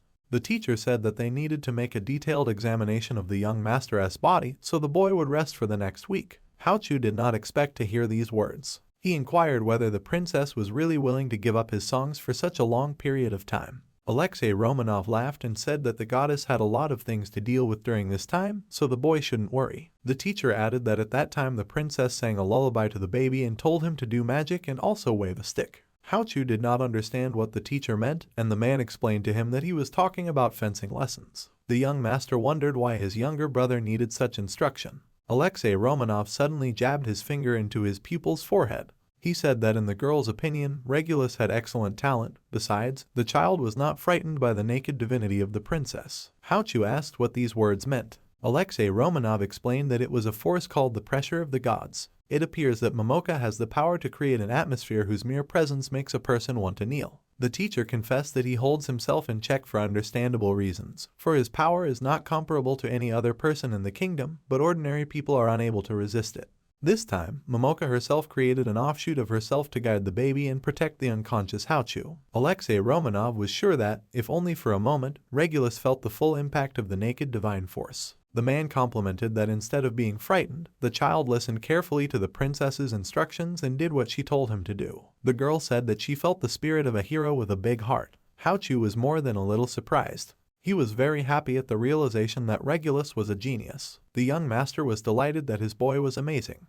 Haochu realized that now that he had this confidence in the child, he would definitely be able to raise his younger brother to be a good lord. It was even in the name of Regulus' late mother. Alexei Romanov again took his pupil by the cheek and informed him that it was necessary to sleep and rest a lot, for it was said that if a child abided by this, his talent would grow on its own.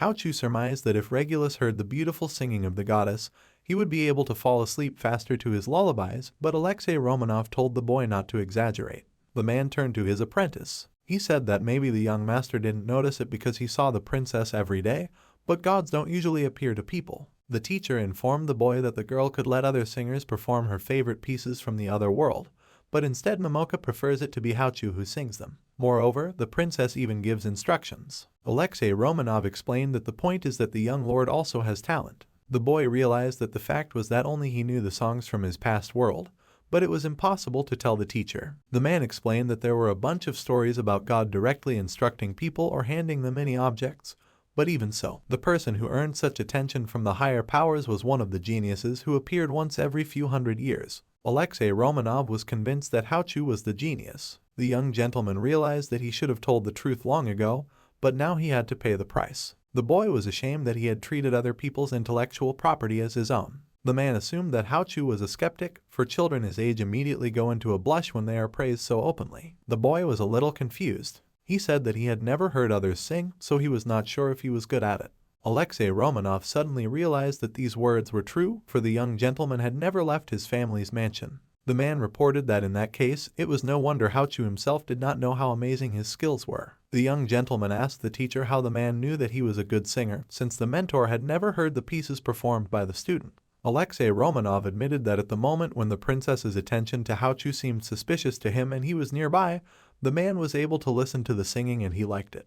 The teacher acknowledged that if the young master really had nothing to compare with, it was hard for him to judge his ability. Suddenly the man had a terrific idea. Alexis Romano declared that they were going to the imperial capital. Haochu's gaze was confused and expressed incomprehension of the situation. Alexei Romanov grabbed his pupil by the cheeks and cheerfully informed him that there were a lot of musicians in the capital, and it was more common for traveling artists to hold their performances there. The young gentleman did not know this, so he was a little surprised. The tutor explained that the Kikonoi grounds were quite quiet, and it was a kind of countryside, so traveling musicians had nothing to come here for. Alexei Romanov thought it was better to see things for himself. Haochu was a bit at a loss. Suddenly, one memory arose in the boy's mind. The princess had said that she had never heard of musicals, but according to her teacher, they held them in the capital. The young gentleman made the assumption that this meant that there are plays in this world, but musicals and operas do not exist. The boy decided to ask the tutor a question. Haochu asked if Alexei Romanov knew what a musical and an opera were. The boy added that it is something like a play, but which combines singing and dancing. The man confessed that he did not recall such a. The boy reported that Momoka had said she would like to see it one day. The teacher surmised that it had something to do with another world known to her. Alexei Romanov explained that if such a thing existed in the imperial capital and was in demand there, it would have come to Kikonoi territory several years late. Haochu realized that his lands were an ordinary, unworthy village for all artists. In that case, his plan to turn Kikonoi into dream territory became more complicated. The young lord has not yet fully realized whether this is the way things really are. There are already performances in the capital and all the musicians are traveling there. Haochu wished Regulus was with him on this trip. If he was not mistaken, the journey by horse-drawn carriage would take about 10 days. It ended up being 20 days for the entire journey. The boy planned to take Alice, Miss Rottenmeier, and his younger brother with him. He also estimated that bodyguards would be needed, who would need to be provided with equipment and food. Haochu asked the teacher how much money the trip would roughly cost. Alexei Romanov informed him that it would not be cheap. The boy was a little confused. The young gentleman realized if he wanted to take the staff and his younger brother with him, it would bring even more spending. The man left. He patted the student on the head and said that some theaters would not let young children in, so they should go just the two of them. Alexei Romanov said that in such a case, they would not have to worry about expenses either. He added that Haochu could already set aside pocket money to buy souvenirs. The boy was surprised, for he did not know whether he had pocket money. The young gentleman was unemployed and could not do anything, so the boy frustratedly asked the teacher where he could earn enough finances for the trip. Alexei Romanov hesitated. The man reported that it might be a little unusual, but the boy had something amazing, namely the skill of blue hands. The tutor asked if the young gentleman could embroider a condor with the elven crest on about 5 handkerchiefs. When the boy finished, the elf planned to take him to one particular place right away. Alexei Romanov warned his apprentice to try to do well. The teacher planned to do it a little later, but it was okay if it happened a little earlier. Haochu didn't know where the place was or what the teacher was even talking about. The boy thanked the tutor for his help. Alexei Romanov did not understand why he was so grateful. The young gentleman explained that the man had been patient and had taught him all the time until his magical nerve had formed, with the mentor now helping him to travel to the capital to learn his strengths better. Haochu thought that Alexei Romanov planned to train his apprentice for quite a long time. The boy said that this indicated that the man was willing to be his teacher for a long period of time at will. The tutor agreed with the young gentleman's words and explained that elves lived for at least 2,000 years, so a man could afford to work as someone's teacher or adventurer for 5 or 10 years, so it was all right. Haochu stated that he wanted to become such a student so that the tutor would not feel sorry for the time spent. The boy thanked the tutor again. Alexei Romanov smiled and stated that with such an approach he would not be sorry to spend 100 years of his life on the boy. Haochu admitted that he did not think that the teacher saw him as such a stupid child who took a whole 100 years to learn. Alexei Romanov clarified that this was not what he meant. The man advised the boy not to hurry much with his embroidery today and to rest properly. After a while outside, Haochu and Regulus were ready to begin work. Today, the children planned to study the work of Genzo the gardener. Regulus was very happy about this news. The young master reported that stretching was required first. Gymnastics would be just right for the job. The boy began to show his younger brother the first exercise. When the children saw that Genzo had come, they greeted their grandfather in a friendly manner. He was very happy to see the students. The gardener thought it was time to finish with the summer vegetables, for he wanted to plant something else in autumn. Genzo said that he planned to do some salad cabbage planting today. Haochu was inconceivably pleased, for it is an indispensable vegetable from which anything can be prepared in winter. The gardener also wanted to get busy preparing potato and leek seedlings, and when the seedlings grew up, he could harvest the summer vegetables. Genzo reported that the soil had to be prepared first, so a little work was required before planting the cabbages. Haochu made the assumption that the 9th month was the best month for planting seedlings, which proved to be correct reasoning. The calendar of this world was the same as in the past universe, so the boy was not at all confused about the dates. The young master took a cup and suggested to his younger brother to pick vegetables. Regulus watched carefully as Haochu taught him how to use the scissors and trim neatly and nicely. The child was doing a great job helping his older brother, and Genzo watched the children's work with a smile. The young master gave the child a berry, and he grimaced when he tasted it. But then Regulus tasted it and realized what an excellent taste this berry had. The fruit seemed sour to Haochu, but it must have been a ripe one to his younger brother. The gardener, smiling, watched the children's dialogue. The old man said that he was glad that the brothers had such a good relationship. The young master asked if anything had happened, to which he received the reply that everything was fine. Genzo shared that he also had grandchildren. One was a year younger than Haochu, and the other was like Regulus, only older by 1 year. The grandfather said that even though the grandchildren were still young, the older child still often bullied the younger child, so it was hard for the parents. It seemed to the man that it was all because the older boy was not taken seriously, so he took out all his anger on his younger brother. Genzo felt sorry when his grandson was scolded for this. He confessed that they no longer knew what to do with the child. Haochu suggested that the laborer take his grandson to the vegetable garden to distract him. The gardener was interested in such a thought.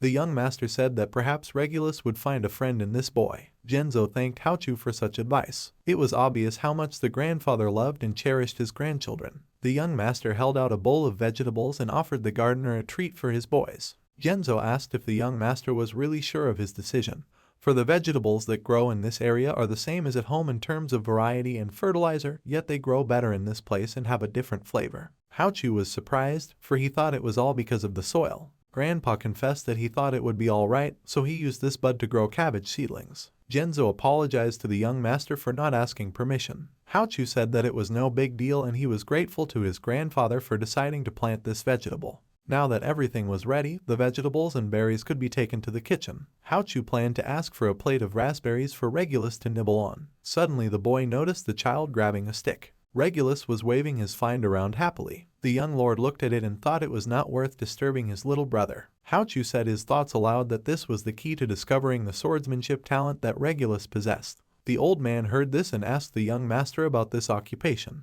Haochu explained that the child appeared to have a talent for swordsmanship, which was why he was thinking about how best his abilities should be developed. The boy confessed that he wanted to teach it himself, but unfortunately he had no skill for it at all. Genzo pondered. The gardener confessed that before he served this family, he had had the opportunity to work as an adventurer. The young master was greatly surprised by such news. Genzo stated that although he had become an old man, he had never stopped his morning training. Haochu looked round at the gardener. He thought that, at first glance, the man seemed like a gentle old man, but he was actually quite muscular. Now it was clear to the boy how Genzo had such a strongly built body. The gardener said that if Haochu didn't mind, he could give his time to the boy's younger brother every day. The grandfather explained that when he was young he had been active on high floors. What Haochu never dreamed of is finally coming true. Regulus now has his first personal teacher. Haochu remembered the gardener's words that he had worked as an adventurer before he started serving the Kikonoi family. Alice, upon hearing this news, was not at all surprised. The girl said that it was quite a well-known piece of information in the mansion. Miss Utsunamiya explained that if she was not mistaken, the grandfather was taken into care by the previous lord, so most of the old employees heard about this story. Haochu hesitated for a moment. Nanny said that while she was trying to tell everyone in the mansion how cute and smart Regulus was, she was also concurrently gathering information about the place. She was guided by the rule that one must know oneself and one's enemy in order to never be defeated in 100 battles. Alice reported that she had learnt that Miss Rottenmeier had also been taken into care by the previous lord. The boy was surprised. Miss Utsunamiya reported that Nanny Haochlu was picked up by the predecessor after she was sold literally for nothing, and Genzo was taken after he retired due to a serious injury sustained during the battle. The young master pondered over the girl's words. Regulus pressed himself against his shoulder at this time. Miss Utsunamiya said that the predecessor was the young master's grandmother, but everyone was silent about the grandfather for some reason. The names of these people had never been mentioned by Miss Rottenmeier until now, so Haochu assumed that they had long since left this world. Haochu asked Alice how much of the mansion she had been able to see so far. The girl said that while she had been taking cleaning lessons from Miss Rottenmeier, she had been to all the rooms except the countess's. The boy asked if the maid had seen any portraits. Suddenly Alice came to her senses and declared that she had not yet seen any. Speaking of aristocrats, having a portrait painted by a first-class artist is an indication of people's status, but there were no images of the head of the family or his predecessors in this mansion. Miss Utsunamiya also wondered why the head of the family needed such a large and spacious office if no one used it. Haochu exhaled heavily and irritably stated that there must be a tradition in the Kikonoi family that family members do not get along with each other. Alice wondered how the young master knew about this. Haochu explained that it would be too embarrassing for an earl's family who could not even afford to commission a portrait to show themselves in public. What the boy meant was that his parents met at a grand ball given by a rich and noble family. If one follows according to the young lord's thoughts, it means that all the members of the Kikonoi family never got along with each other. Haochu suggested that perhaps this was one of the reasons for the decline of these territories, for if the wife and husband were on good terms, they would be able to leave a good child who would know a little more about managing the estate and the lands. The boy realized that it could not be unequivocally said that there were no parents in his lineage who blindly adored their children so much that they did not even see reality. But that being the case, Haochu still would not have believed that his family had such parents. In his opinion, adults would rather stuff a child than a hotly loved spouse. The young master sighed and thought that he still wouldn't know what caused the decline of the Kikonoi family, because there would be no information from the people in the grave. Haochu was sure that Miss Rottenmeier would be able to give him all the information he needed, and Professor Romanov would not be silent either. Even though the teacher was quite amusing, the man still didn't want the young master to get into trouble. Lastly, Haochu asked Alice if she really hadn't worked as some kind of investigator in the past. The girl replied with a smile that she wouldn't say that she wasn't really, after all she was a maid. The girl explained that maids are considered to be those who are paid to occasionally peek through the door slits and keep an eye on everything that goes on in the house. It appears that Miss Utsumiya had once learnt from such skillful maids. Haochu was interested in this information. The girl was beginning to frighten him, and he thought that he and his younger brother should already leave. Alice coughed. The girl reported that Miss Rottenmeier told her that the maids are the eyes and ears of the master, so they must gather information and pass it on to the master without letting even a drop leak out. The girl happily boasted that she had been praised for her talent for mopping floors in addition. Hao smiled awkwardly and thought about whether one needed any talent to handle a mop. Miss Utsunamiya promised that she would continue to do everything for the young master and his little brother. Haochu said that he was grateful to her for that. Alice stated that the boys could rely on her. At this time, Regulus got up from the carpet and rubbed his eyes. The child seemed sleepy, so it was time to give him a sleep break. The nanny said that if Regulus wanted to sleep, he could take a little nap, for children with good sleep grow up healthy and strong. The child wondered if he would become big. Alice confidently stated that Regulus would become just like his older brother. Hachao added that the child will do well provided he sleeps well, plays well, studies and eats right. Regulus inquired if he would become like Romanov's teacher. The young gentleman replied that he thought the boy could even outgrow him, for he had the genes of his father, who was larger and bigger than the teacher. Alice complimented Haochu's words and said that the child's mother was also taller than the average height of a woman. Besides, the girl heard that his grandfather was not a short man either. Haochu recalled that in his vision Regulus appeared to him as a tall and handsome young man, and if his late mother was not short, this makes the situation even more convincing. Regulus said that he wanted to be big. The younger brother started to push Haochu on the bed, but the young master said that he still had things to do, but Regulus was very persistent. The older brother said that in that case he would sleep in his room, but the child began to get cranky. Haochu explained that he still had shawls to embroider. The young gentleman was asked if he had not already finished doing what Alexei Romanov had asked him to do. Alice suggested that the boy take a nap, but he objected, saying that it was quite early for sleep. Miss Utsunamiya said that Haochu himself had said that sleep was the key to growing up, so the boy had no right to retract his words. Regulus ducked at his brother. The child flopped him on the bed. Alice ordered Regulus to hold his brother tighter as she went to get a blanket to cover them. Haochu understood what it meant to have a coherent teamwork. The young master began to shout that he was giving up, but in the end, he still ended up in bed with his little brother, who was sleeping sweetly. Alice wished the children sweet dreams. Haochu thought about singing his little brother a lullaby. The boy remembered that one of the people he had befriended in his past life at the bar he and Tanaka used to go to was a man who could speak the Okinawan dialect well. The lullabies this guy sang were very warm and full of love for children. Haochu was sure that he would definitely be able to sing it now. The young master imagined him from his past life fussing in the corner of his heart to sing a lullaby. A few days later, Regulus's loud crying was heard in the courtyard. Haochu said that he and his teacher would be back soon, so the child should behave himself and stay home. Alexei Romanov asked how much embroidery on the shawls the pupil had time to do. The young gentleman replied that he had a total of 5 pieces and a few bracelets, but he did not understand what they would do with them and what was so special about these shawls. The mentor explained that, as the boy already knew, spirits could gain a good deal of power from items created with blue and green hands simply by taking possession of those items. Alexei Romanov reported that their destination was the Adventurers Guild. The man and the boy continued through the long deserted streets. Haochu was stirred by thoughts of the guild. He didn't even meet anyone as they traveled to this place from the mansion. It seemed as if Kikonoi was in serious trouble. Alexei Romanov said that this was a shopping street that was often used by adventurers, so the place was relatively quiet during the day, but things weren't as critical as they might seem because it was still lively at night. The young gentleman was surprised at the word still. Haochu thought that this place might be their destination in the near future. Soon the boys did arrive at the guild. The man and his apprentice entered the building, said hello and asked if the guildmaster was in. The secretary recognized the elf and asked him to wait a moment. On the chair, the boys saw a guy with a scar on his face who greeted Haochu's mentor. Alexei Romanov said hello in return. At this time, the young master looked out from behind the teacher's back and noticed the guy looking at him angrily. Haochu did not understand the reason for such an unkind look in his direction. The boy asked what was wrong with the boy since his intimidation was not working on the child. Alexei Romanov asked the acquaintance to refrain from such tricks and words because the boy was his student. The boy asked why the elf didn't stop him earlier. The mentor explained that he knew from the beginning that nothing would work on Haochu, but he wanted the boy to realize for himself that there are people who only have the body of an adult, but in their heads they are still children.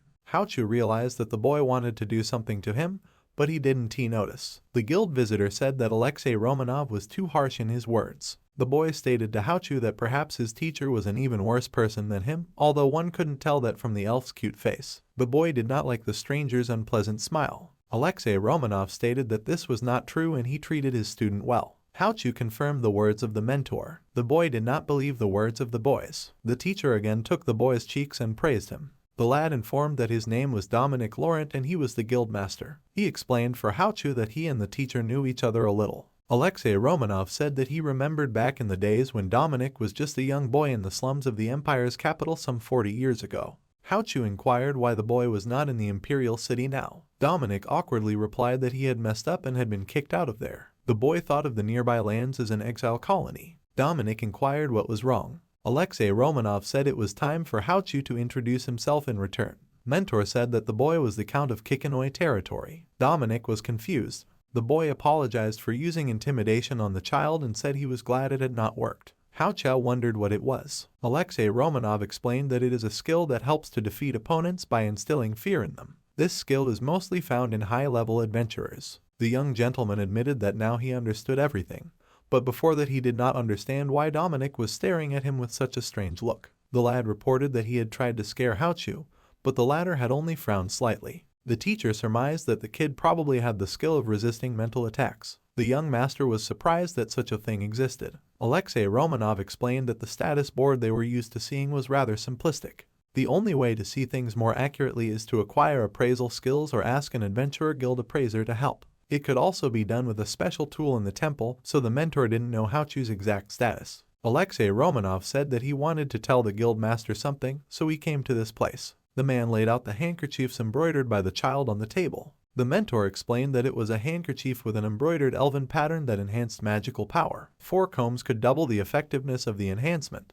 Haochu was very surprised when he heard these words, for his teacher had not told him about this. Dominic was shocked that the elf had found these items in such a remote place. The boy took out his monocle and began to examine the handkerchiefs. He told the elf not to lie. Alexei Romanov was surprised. Haochu began to worry when he saw this reaction of the teacher, for he knew that there must be something wrong with the objects. After all, they were made by a 5-year-old child. The young master realized that although the shawls were made by the owner of Blue Hands, but improving the efficiency by half seemed unthinkable to him. Dominic held up the item and reported that it was not a double but a quadruple enhancement.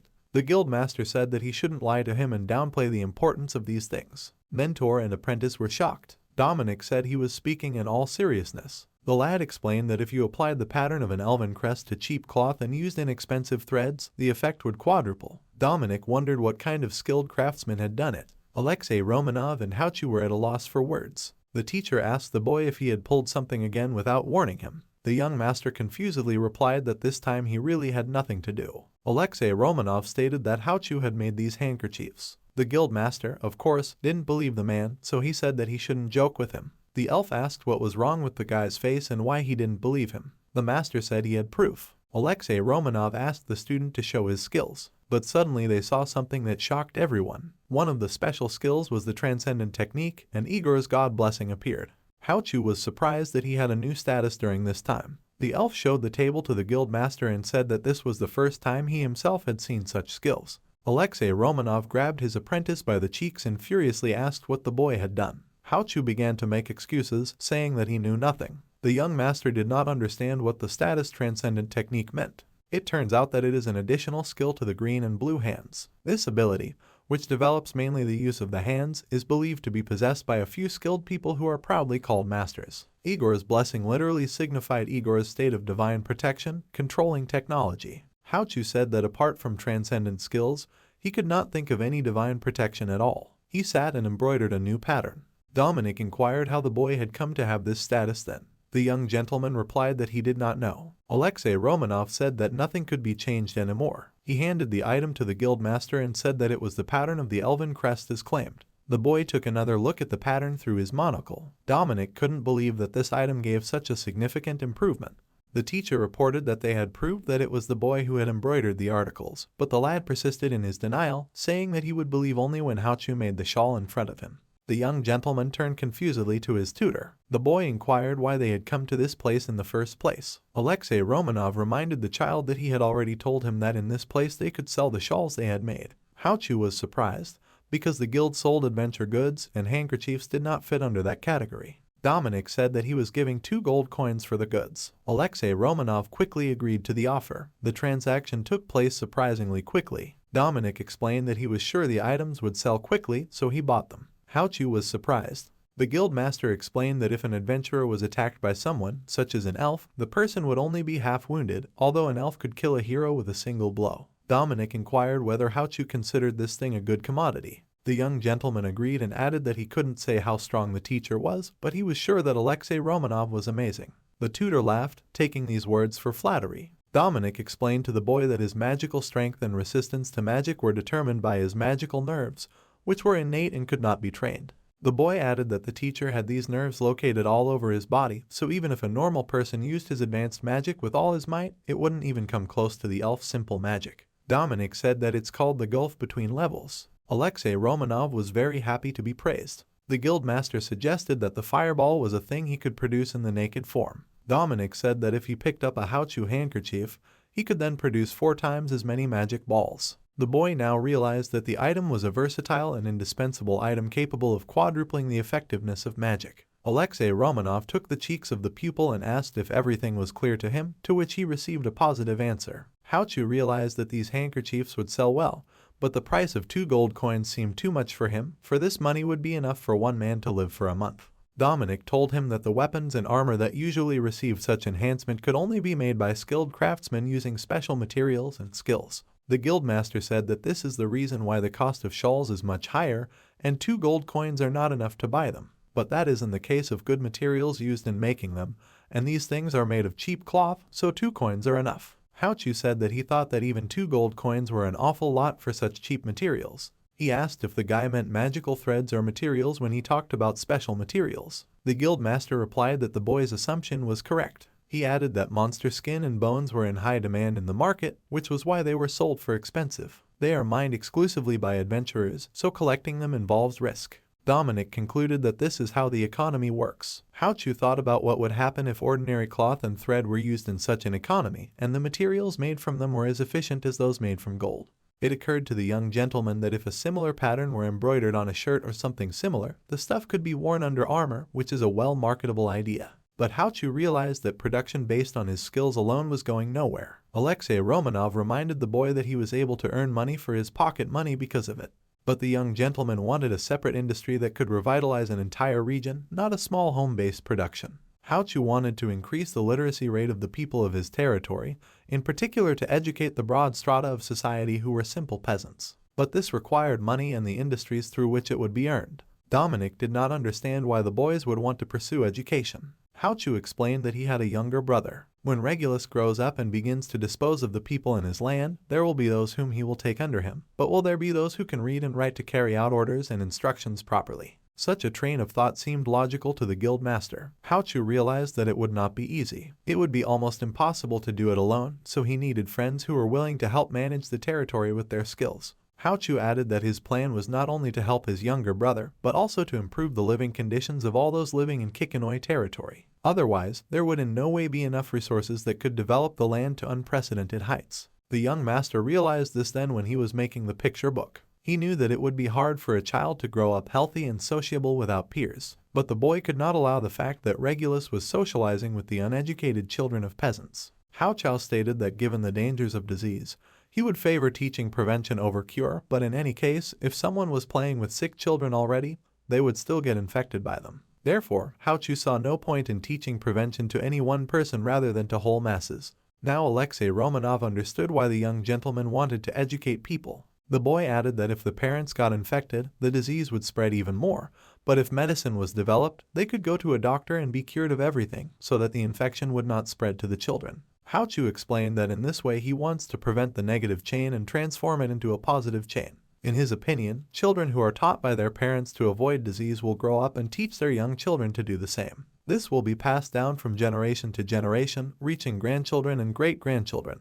Dominic gave it some thought. He addressed Haochu formally, but the boy stopped him, saying he had no title yet. The boy told the young gentleman not to worry, for he felt more comfortable calling Haochu that way, and it did not carry any offensive connotation at all. Dominic said that he understood that the child had already built some ideals for himself and was striving to achieve the perfection of his people, but the lad wanted to know why the young master had decided to think about the matter. Haochu was a little confused as he did not know where to begin. With the boy's permission, Alexei Romanov explained that it directly applied to the recent unrest in the Kikinoi family. The guildmaster assumed it was a quarrel and was right. Now a few things made sense to the boy. Dominic reported that the Count had come to see him recently. The man wanted a tax cut to force local adventurers not to leave Kikinoi land and to stay in the territory to live.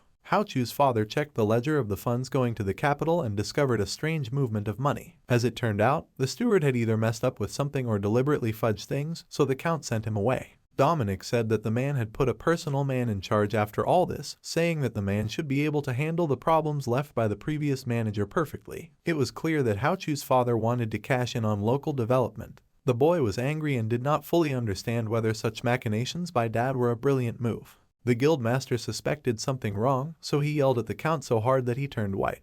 The guy said that he had talked to the local shopkeepers who told him that Haochu's father used to come once a year, but now he was staying in the area all the time. This was actually good for the economy, as the Lord manages everything on the land and communicates with the shopkeepers. Dominic admitted that he understood that this behavior of the man was due to the need to pay the child support to which his eldest son had obliged him. Alexei Romanov said with a smile that Haochu was a very capable child. The young master thought that since he was an adult in the body of a child, it was a kind of deception. The teacher noticed that the boy was troubled about something, so he patted the pupil on the head and said that the young gentleman was not used to hearing praise for himself. Haochu thanked the men. The boy realized that if one became accustomed to hearing praise, one would instantly relax and the efficiency that had been worked so hard would be lowered. Suddenly the young gentleman remembered one thing and reached into his bag. He offered the men a taste of the soda he had made himself. Dominic was greatly surprised when he looked into the glass with the drink. The water fizzed suspiciously and frozen raspberries and ice floated on the surface. He wondered if aristocrats drank carbonated water differently from commoners. Haochu thought that the guildmaster didn't like the drink, but the guy replied that it wasn't like that at all, it was just intensely sweet to him. Alexei Romanov shared that he likes sweet drinks. The young gentleman said that you can easily fix this if you replace the raspberries with lemon and leave the honey out. Frozen fruit can be used instead of ice. Dominic thought for a moment. He smiled and asked the boys what they thought needed to be done to make the adventurers spend their money. Haochu asked if it was weapons and armor or medicines and other materials. Guy reported that weapons and armor were expensive, so people preferred to give them to repair before buying new ones. Medicines were inexpensive,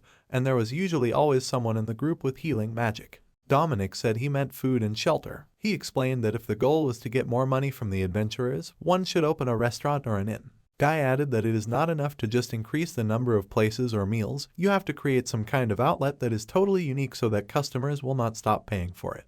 Haochu thought about selling things that would only be available within Kikinoi. The boy made the suggestion that these could be specialities made from foods grown only in Kikinoi. The head of the guild agreed. The boy added that the tastier the food, the better, for it could make every adventurer come back alive. An old saying said that food was the lifeblood of tomorrow. Haochu thought about coming up with something delicious that was only available in the area. Alexei Romanov suggested applying the recipe of Kikinoi cuisine to prepare specialities. The young master didn't quite understand what the teacher meant. The mentor explained that it was possible to use dishes that had only recently appeared, such as omelette soufflé, chicken roll, and dry pudding. This was the first time Dominic had heard these names, so he asked the man what it meant. Alexei Romanov explained that omelette soufflé is an omelette bloated like a frothy egg. Dry pudding is steamed without sugar, so it is not sweet. To a guild master, these recipes sounded very strange. He admitted that he had never seen these cooking methods before. Dominic suggested that Haochu try out these recipes. The boy stated that it had to be done with the permission of the cook. Now the boys were thinking about what else they should add to the menu. The guild master reminded them that the future customers were adventurers, so they should add more meat to their diet, for it made them more enduring.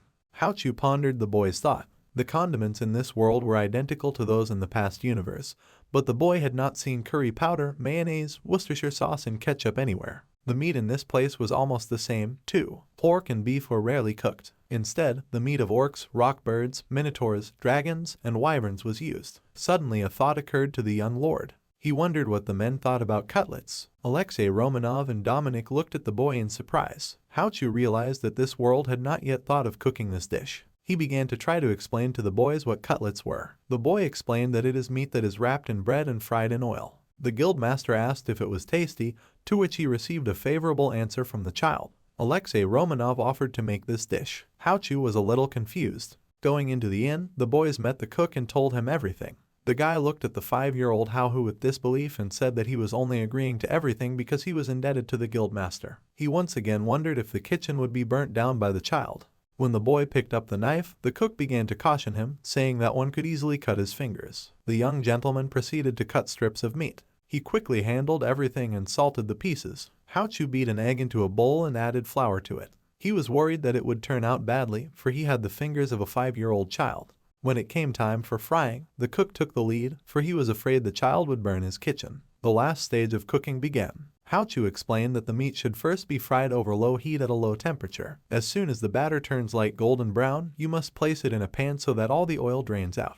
The young master said that one should place the chopsticks in the oil, and when it becomes very bubbly, return the meat and fry it again to make the dough crispy. Eventually, the pork cutlets were ready. The men began to taste the dish. They liked the pork cutlets very much. The dough was crispy and the meat, which secreted a lot of juice, remained tender. The boys had never eaten anything like this in their lives, so it seemed very tasty to them. The young master advised what other ingredients could be used. Haochu said that when the cutlets cooled, they could be cooked with onions in a sweet and spicy sauce and covered with eggs. This was a fairly versatile dish that could be eaten in many different ways. The cook bowed low and apologized to the boy for neglecting him while he was cooking. He stated that he would treat the child as a master from now on. Haochu felt confused. As he left the tavern, the young master said that the cook could share the recipe at his discretion, and he should remember to tell him that he had a new dish. Haochu lastly told another variation of making cutlets, for which he was thanked by the cook. Heading about his business with the men, the boy reported that there are sauces that go well with cutlets, but it depends on the spices available. Dominic inquired if there were no ready-made alternatives. The young gentleman replied that there are, and he would look for them. Haochu hoped he could find something when he went to the capital. Back at the guild, Dominic gave the boys 2 gold coins. Alexei Romanov stated that if the lad had no money of such metal, he could give 1 gold coin, 30 silver coins, 3 copper coins, and 100 iron coins. The guild master said that he does not barter money. The master asked if it was advisable to buy souvenirs in the capital with gold.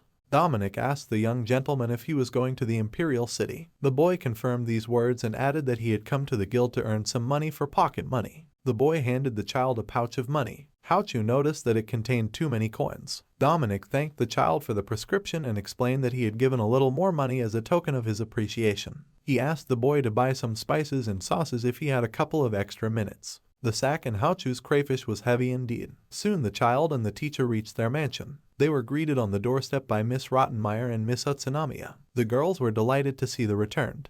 Haochu wondered why the maids looked so haggard. At this time Regulus flew past Haochu, and Alexei Romanov barely had time to lift his apprentice. The child went up to the young lord and, crying, began to embrace his older brother. Regulus began to sob very loudly, causing Haochu's ears to prick up. Alice admitted that the child had been in this state for a long time, and after the young master left, he tried to escape through the front door several times. Miss Utsunomiya said that if she tried to catch him, he would cry even harder, and when the girl did stop the escape, Regulus would start running all over the house. Haochu realized that the nanas were having a hard time. He felt sorry for the poor maids. Alice said that the boy cried for so long that the only intervals when he quieted down were fencing lessons with Zense. Haochu asked if they had already started training, to which he received the reply that the child had already made good progress. The gardener brought Regulus to his senses by telling him that if he cried all the time, his older brother would only leave him alone more often. The young master had only been gone for half a day, but Regulus felt very lonely. Haochu made the assumption that it was because they hardly left each other's side on a daily basis. A crying Regulus hugged his older brother tightly. Haochu tried to calm the little one down and told him that it was alright since he was already in the mansion. The young master hugged his younger brother in response. He thought that having a little brother was very good. Alexei Romanov watched everything with a smile. Haochu asked Miss Rottenmeier to tell the cook to come to his room when he had a spare minute. The woman inquired if the boy needed anything else. Haochu decided to tell the maids everything he could find out. The girls looked puzzled. Alisa was so surprised that she couldn't even contain her swearing. Miss Rottenmeier said that if the count had really uncovered a major fraud scheme, it would be more appropriate for him to report it to the capital and involve the relevant authorities. Alexei Romanov explained that they did not want to somehow speak ill of the man and draw trouble to him. After all, he is Haochu's father. The teacher believed that originally the count would have planned to demand payment from the Kikonoi family for the exposure in the form of free tuition for his youngest son, but this was prevented by Haochu. The young master did not want to think of his daddy as a bad man. For whatever the reason, the territory only prospered from his activities. The boy said that if given the choice, he would not side with the count, but as long as they had the same goal, they could cooperate. Haochu recalled the proverb that it doesn't matter whether the cat catches mice black or white, because in the end there will still be no pests. The young lord wanted to ask the cook to pass the recipes to the head of the Adventurers Guild through the nanny. It was necessary to explain to the cook in detail the reason for this decision, for cooking methods are a life goal for people in such a profession, so convincing sincerity was necessary. Miss Rottenmeier understood the boy's errand. Alexei Romanov noticed that his apprentice had only been gone for half a day, but there was already a commotion in the mansion. The man wondered what would happen when the young master was away for the day. Alice inquired whether Haochu was planning to leave the mansion once more. Regulus, upon hearing this, began to cry. He clutched his older brother even tighter and began shouting for him not to leave. But a few days later the young master stood with his teacher in the hall ready to leave. Haochu asked his tutor where the horses were, but Alexei Romanov said that he would use teleportation magic. The boy was insanely happy about this. The man ordered him to take hold of his hands and never let go, or else the boy might fly away to a place where no one would find him. Haochu squeezed his eyes shut. Suddenly there was a teleportation. The man and the boy found themselves in some office with books and documents everywhere. Haochu took the sheets in his hands and was surprised to notice that it was a score. Alexei Romanov inquired if the young gentleman knew what it was. Haochu explained that it was the paper on which notes for music are written. He never thought he would be able to see it in such a place. Alexei Romanov reported that the owner of this house is a very unusual man, but it is said that in playing musical instruments he has no equal in all eras and cultures. Haochu was discouraged. The teacher admitted that he was not particularly good at music either, but his friend had told him something about this paper. The young gentleman asked the tutor to introduce him to the man. The man agreed and added that this performer had excellent musical taste. Haochu asked if the man was not too busy now, for perhaps they had come at a bad time. Alexei Romanov said that it was all right. The teacher opened the office door and apologized to the musician that they had come uninvited. Victor got up from his chair, happy to see his mate. The man noticed that Alexei Romanov had not come alone. The musician began to consider Haochu and said that he had already heard a lot about him. The young gentleman was at a loss. Victor asked Haochu with great enthusiasm to let him hear the boy sing. The day Haochu returned with his teacher from the city, it was difficult for him to go anywhere because Regulus always followed him. The child followed his big brother even to the toilet. Haochu was very embarrassed by this, but during training with Genzo, this kind of behavior of the child stopped. Regulus was telling his older brother that he would do his best, so the young master should also try his best. Haochu was pleased to hear such grown-up words from the child, for he said them with a very serious face. But Haochu and his teacher did arrive at the imperial capital. They knocked on one of the houses and caused a commotion inside. Alexei Romanov went inside and apologized for showing up uninvited. They were greeted by a very handsome elf who was apparently a good friend of the teacher. The master of the house said cheerfully that he was already waiting for his mate. But it seemed to Haochu that the man was busy at this time, for he was talking to someone. The young master was dazzled by the man's beautiful appearance. The boy was a little worried that they were distracting the man from something important. The man's name was Viktor Shostakovich. He is a musician working at the court of the Suo Empire and is unrivaled in music. The man also collects songs and musical instruments unique to each country. Viktor Shostakovich is also rumored to be an excellent magician, but little is known about this. The man was very excited about Haochu's visit, for he had already heard that he was a disciple of Alexei Romanov. He said that he had been waiting for the boy for a long time. Viktor Shostakovich asked the young gentleman to perform one of his songs. The boy was a little confused. The man was too close to him, but at the same time there was a woman behind his back who was looking at Haochu very strangely. The young master thought that the girl and the guy were having some romantic conversations, but he and the teacher interrupted them. Haochu sincerely didn't want to be at the center of someone else's drama. Alexei Romanov told his friend that he should introduce himself first, because he had frightened the young gentleman. The man replied that he wanted to hear the boy's song as soon as possible. Viktor Shostakovich reminded his mate that when it comes to music, he goes crazy. Alexei Romanov smiled and said that he had, until recently, completely forgotten that the man was a musician. Viktor Shostakovich said irritably that the friend was beginning to get on his nerves, but if his pupil sang, the man would forgive the mate, so be it. Alexei Romanov told the man that he, as a professional, should know that amateurs like Haochu need to prepare before starting. The boy came to his senses and quickly agreed with his mentor's words. He reported that he already knew that the man was a good friend of his teacher. The young gentleman said it was a pleasure to meet him. He wanted to introduce himself, but Viktor Shostakovich had already named all the information about him, adding that Alexei Romanov had already told him everything about his pupil. The man said he was also very pleased to meet. The guy addressed the young gentleman in a strange form, which undoubtedly confused the boy. Haochu inquired about the girl standing behind. Viktor Shostakovich explained that she had come to him and started asking him to give her some lessons. The man was about to send the girl back home, but suddenly announced that Haochu would now give her a lesson himself. The stranger was furious. Viktor Shostakovich repeated his words once more and asked if the girl had any objections. She confusedly and unhappily covered her face with a fan. The stranger asked the man to introduce his guests to her before beginning. Viktor Shostakovich explained to the girl who the man and the boy were who had shown up so suddenly at his house. Suddenly the stranger came to her senses and was greatly surprised to see the famous Alexei Romanov standing before her. The man was a little embarrassed. The stranger was delighted at such an encounter. She declared that it was a great honor for her to meet the man.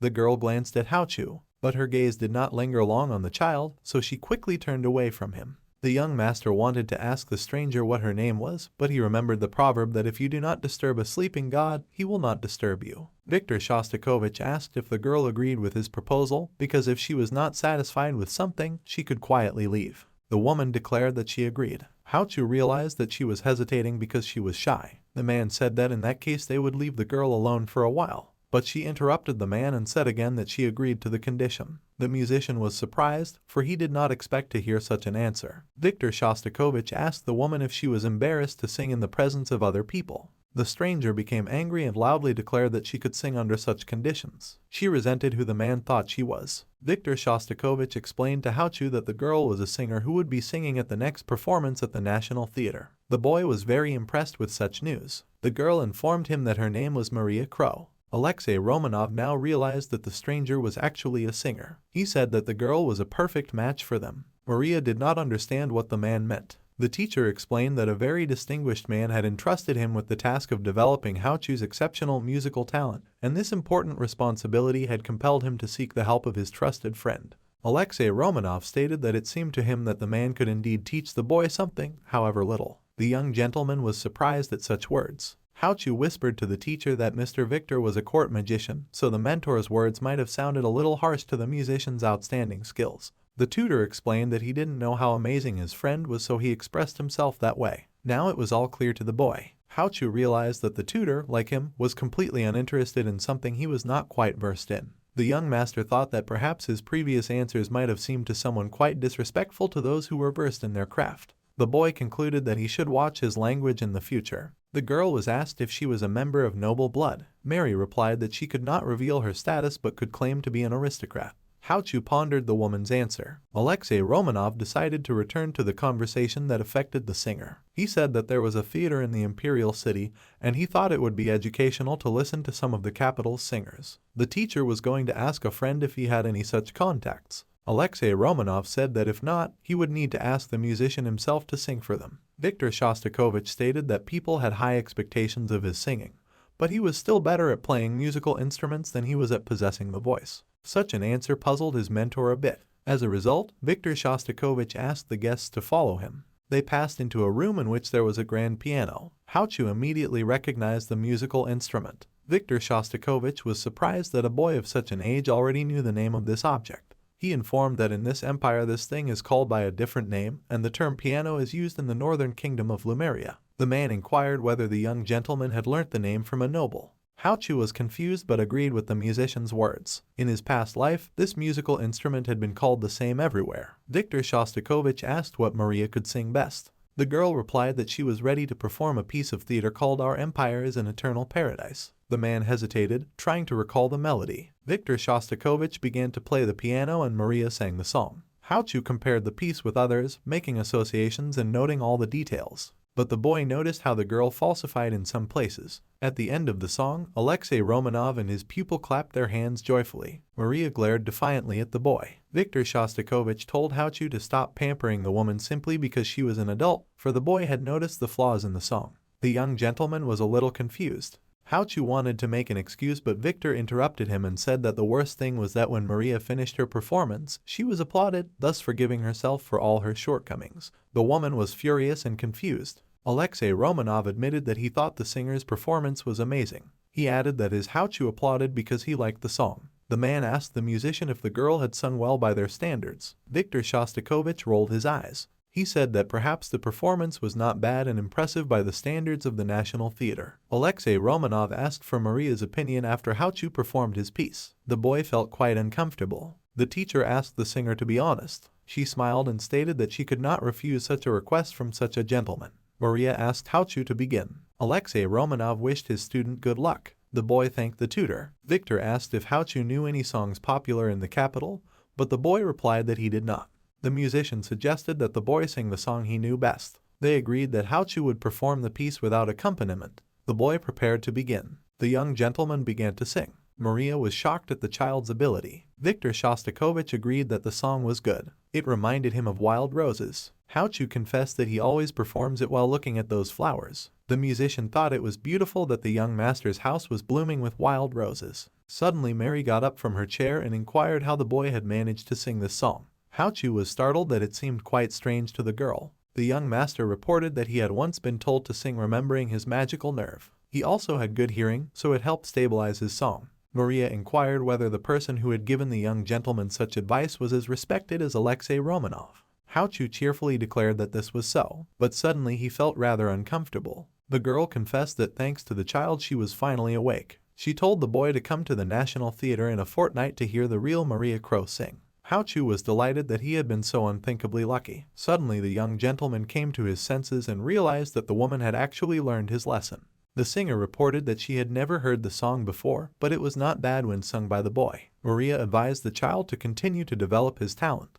The woman smiled and added that she rarely praises people. Viktor Shostakovich said that the girl had also done well. He stated that he would be happy to give her lessons. Maria was shocked by such news. The musician said that from tomorrow he would intensively teach the girl until her performance. Haochu thought that things had improved after the devastating rain, as if he was needed. The boys were sitting at the musician's house drinking tea. Viktor Shostakovich said that he would be able to start lessons with Haochu in 2 months. Alexei Romanov agreed to the condition. He realized that he would still have to tell Miss Rottenmeier everything. Haochu could not believe that he would really be taking lessons from the court musician himself. But suddenly the young master realized that the man would also need to be paid. He wondered if he would be able to afford it. Alexei Romanov warned the child that he would not have to worry about monthly payments or transport costs. The teacher explained that Viktor Shostakovich wanted more than money from the boy. Haochu asked the future mentor if this was true, to which he received an affirmative answer. The boy said it was about a song from another world that the princess had taught him. Viktor wanted to make sheet music to it and get permission to perform it.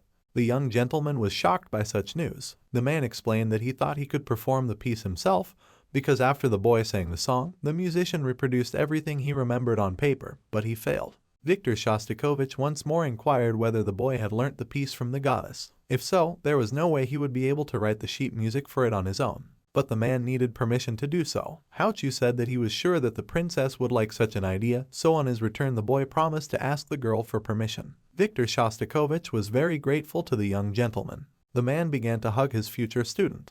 Haochu wondered if all elves were as friendly as Mr. Romanov and Mr. Shostakovich. The men inquired why the young gentleman had such a pensive face. He replied that he had simply made the assumption that all elves were very good. Viktor and Alexei looked at each other. The teacher warned the boy that not all elves are like them. Among their kin, the 2 of them are considered the strangest. Haochu was surprised at such news. The men explained that there was also a 3rd elf who was like them. Altogether they were known as the 3 elves who love mankind. Now it all made sense to the young gentleman. Haochu stated that he thought he should not get his hopes up. The men said that this was also the right position. But suddenly the master of the house suggested that they continue on their way. Viktor Shostakovich explained that since the guests had traveled such a long way, they should at least take a walk and see the sights. The musician was going to show the guests the neighborhood.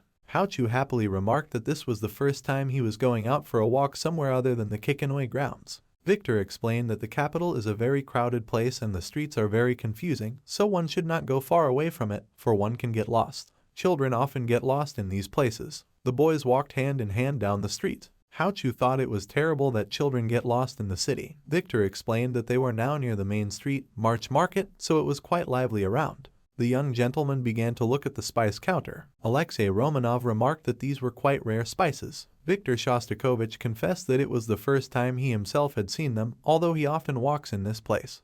Haochu stated that there are indeed a lot of spices in the capital. The boy began to list spices that were not typical of his region of residence. The young gentleman asked the vendor to give him all the spices a little at a time for all the money he had in his sack. The merchant cheerfully agreed to serve the young customer. The man introduced himself and said that his name was Jamal and he was quite a respected man among the traders. He said that if Haochu showed his note to the Guild of Traders, they would show the boy the whole range at once. The young gentleman thanked the man.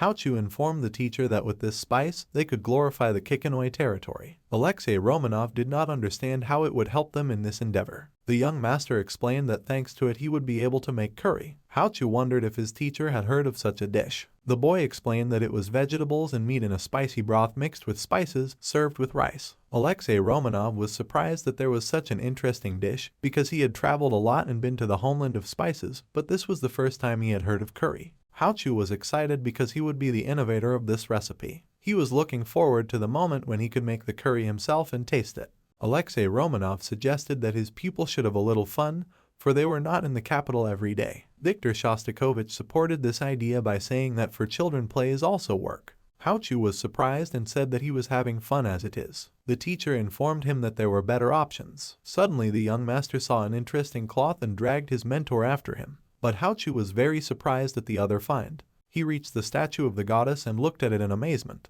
Alexei Romanov approached and explained that it was Princess Momoka. Haochu admitted that he had guessed it himself, for the statue looked very much like a girl. Viktor Shostakovich said that long ago a sculptor gathered a group of people who worshipped different gods and created bronze statues of gods based on their descriptions. But, at the same time, there was one goddess among them whose face no one could describe. In front of the boys stood a statue of a princess whose face was covered with a cloth. Viktor Shostakovich explained that this was Princess Heron. Haochu asked if it was true that not a single person knew what she looked like. The musician explained that the girl rules the night, sleep, death and rebirth and never appears in public. Alexei Romanov smiled and said that she can be seen at the moment of death. Now Haochu was all clear. The boy would not want to meet this princess. The boys thought about it and decided to go to the big temple. Haochu and his teachers were walking through the temple. The young master saw some man standing over a bowl and praying. He asked the men what it was. Viktor Shostakovich answered him that it was an offering to a god from whom a man wanted to receive something.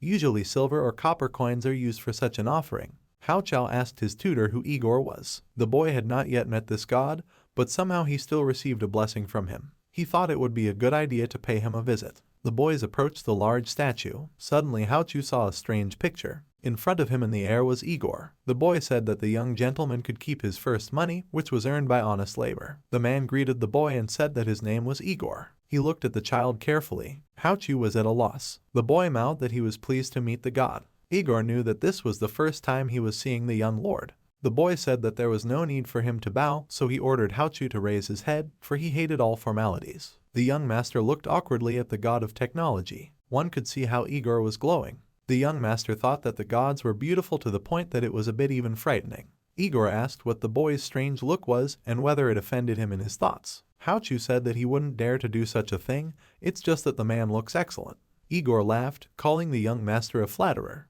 Haochu remarked that the boy could not read his mind. Haochu said that he would like to ask God something. Igor made the assumption that the young lord wanted to know about the blessing given to him. The boy agreed and added that he had never yet met the god of technology in person, which was why he was asking such a question. The man took out a piece of beautiful paper. Haochu immediately realized that it was the origami material he had used to make a butterfly for the princess. Igor said that Momoka had once asked him to make very beautiful patterned paper. The girl stated that she would need it in 3 days, so she set a deadline of 2 days. God didn't understand when the princess had time to become so arrogant. He wondered why the goddess needed the paper. Momoka explained that a very clever person had made a beautiful thing out of the material. The princess assured Igor that the highest quality paper would make an amazing thing. The boy thought that some accident had happened, for the princess's face was not like it usually was. Suddenly Momoka exclaimed and asked the god of technology to teach her to cure people of an unknown disease that caused the soul to leave the body. The princess tortured the man for a long time, trying to learn the method from him, for Igor is actually also the god of medicine and healing.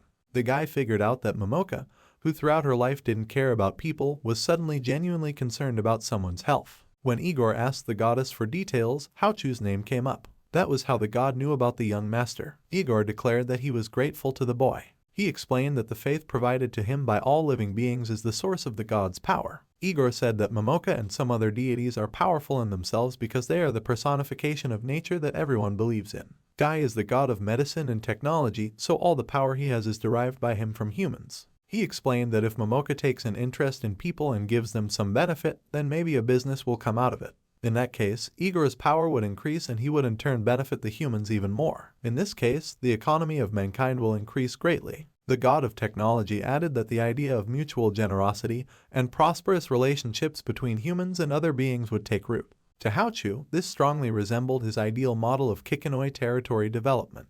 This was the best and most efficient way to start an economic cycle that could enrich the entire population, which is why he wanted to focus all of his attention on industry and education. This was so that Regulus would be loved and admired as the wisest ruler in the entire empire, so that he would live a life filled with love. Igor said that Haochu's ideas were similar to his own. God reported that there were many such people who reasoned like the young master, so he gave them his blessing. Igor said that this was the way Haochu received it. God reported that it was an investment in the future, and he had a feeling that it could be either successful or unsuccessful. The man hoped that the boy did not worry about it and lived as he wished. Igor remembered that the child already had a task from the princess that he was obliged to fulfill, but Haochu did not understand what it was about.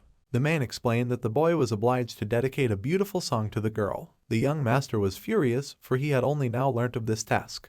Haochu reported that he had made no such promise. Igor shared that it seemed to him that after the child enriched his territory, there would always be theaters in which to hold musicals in honor of the goddess. The young gentleman remembered that he had said that as education increases among the people, there will also be those who can read sheet music. If the locality becomes richer, accordingly, the number of those who can pay for musicals will also increase. Igor understood Haochu's train of thought.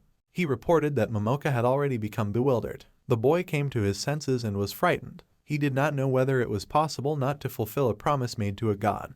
The young gentleman remembered that he himself was eager to watch musicals every day. But even if not on a regular basis, Haochu still wanted to visit to see the work the Purple Garden. This required raising the level of education in the territory. Suddenly, the young master remembered the music school. He explained to the god that if he built such an institution and spread education enough to attract students there, perhaps Haochu would be able to show the princess what she so desired.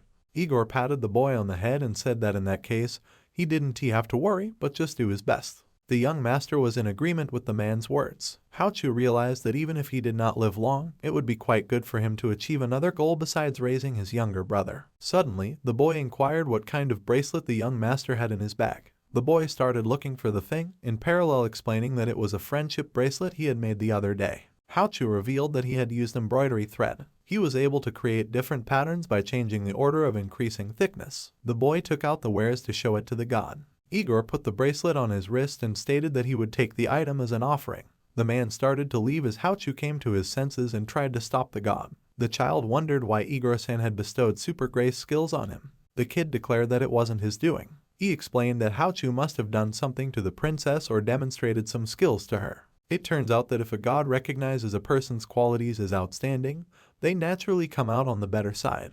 Haochu was amazed at the words. He surmised that his qualities had improved after he showed origami to the princess. Lastly, Igor told the young lord that it was not necessary to achieve impossible goals alone, for there were heaps of people in the world with similar motives. The man added that 2 elves were willing to help Haochu, so the boy should not hesitate to ask them for help. Before the young master knew it, Igor had already said goodbye to him and disappeared into thin air. Haochu turned around and saw the 2 elves. The boy confusedly asked the teachers if they had seen the deity. Viktor Shostakovich said that elves were all-powerful, but this was the first time he had ever met a real deity. The man asked Haochu with great interest what he had said about music schools and great musicals. Viktor Shostakovich felt obliged to help the young gentleman.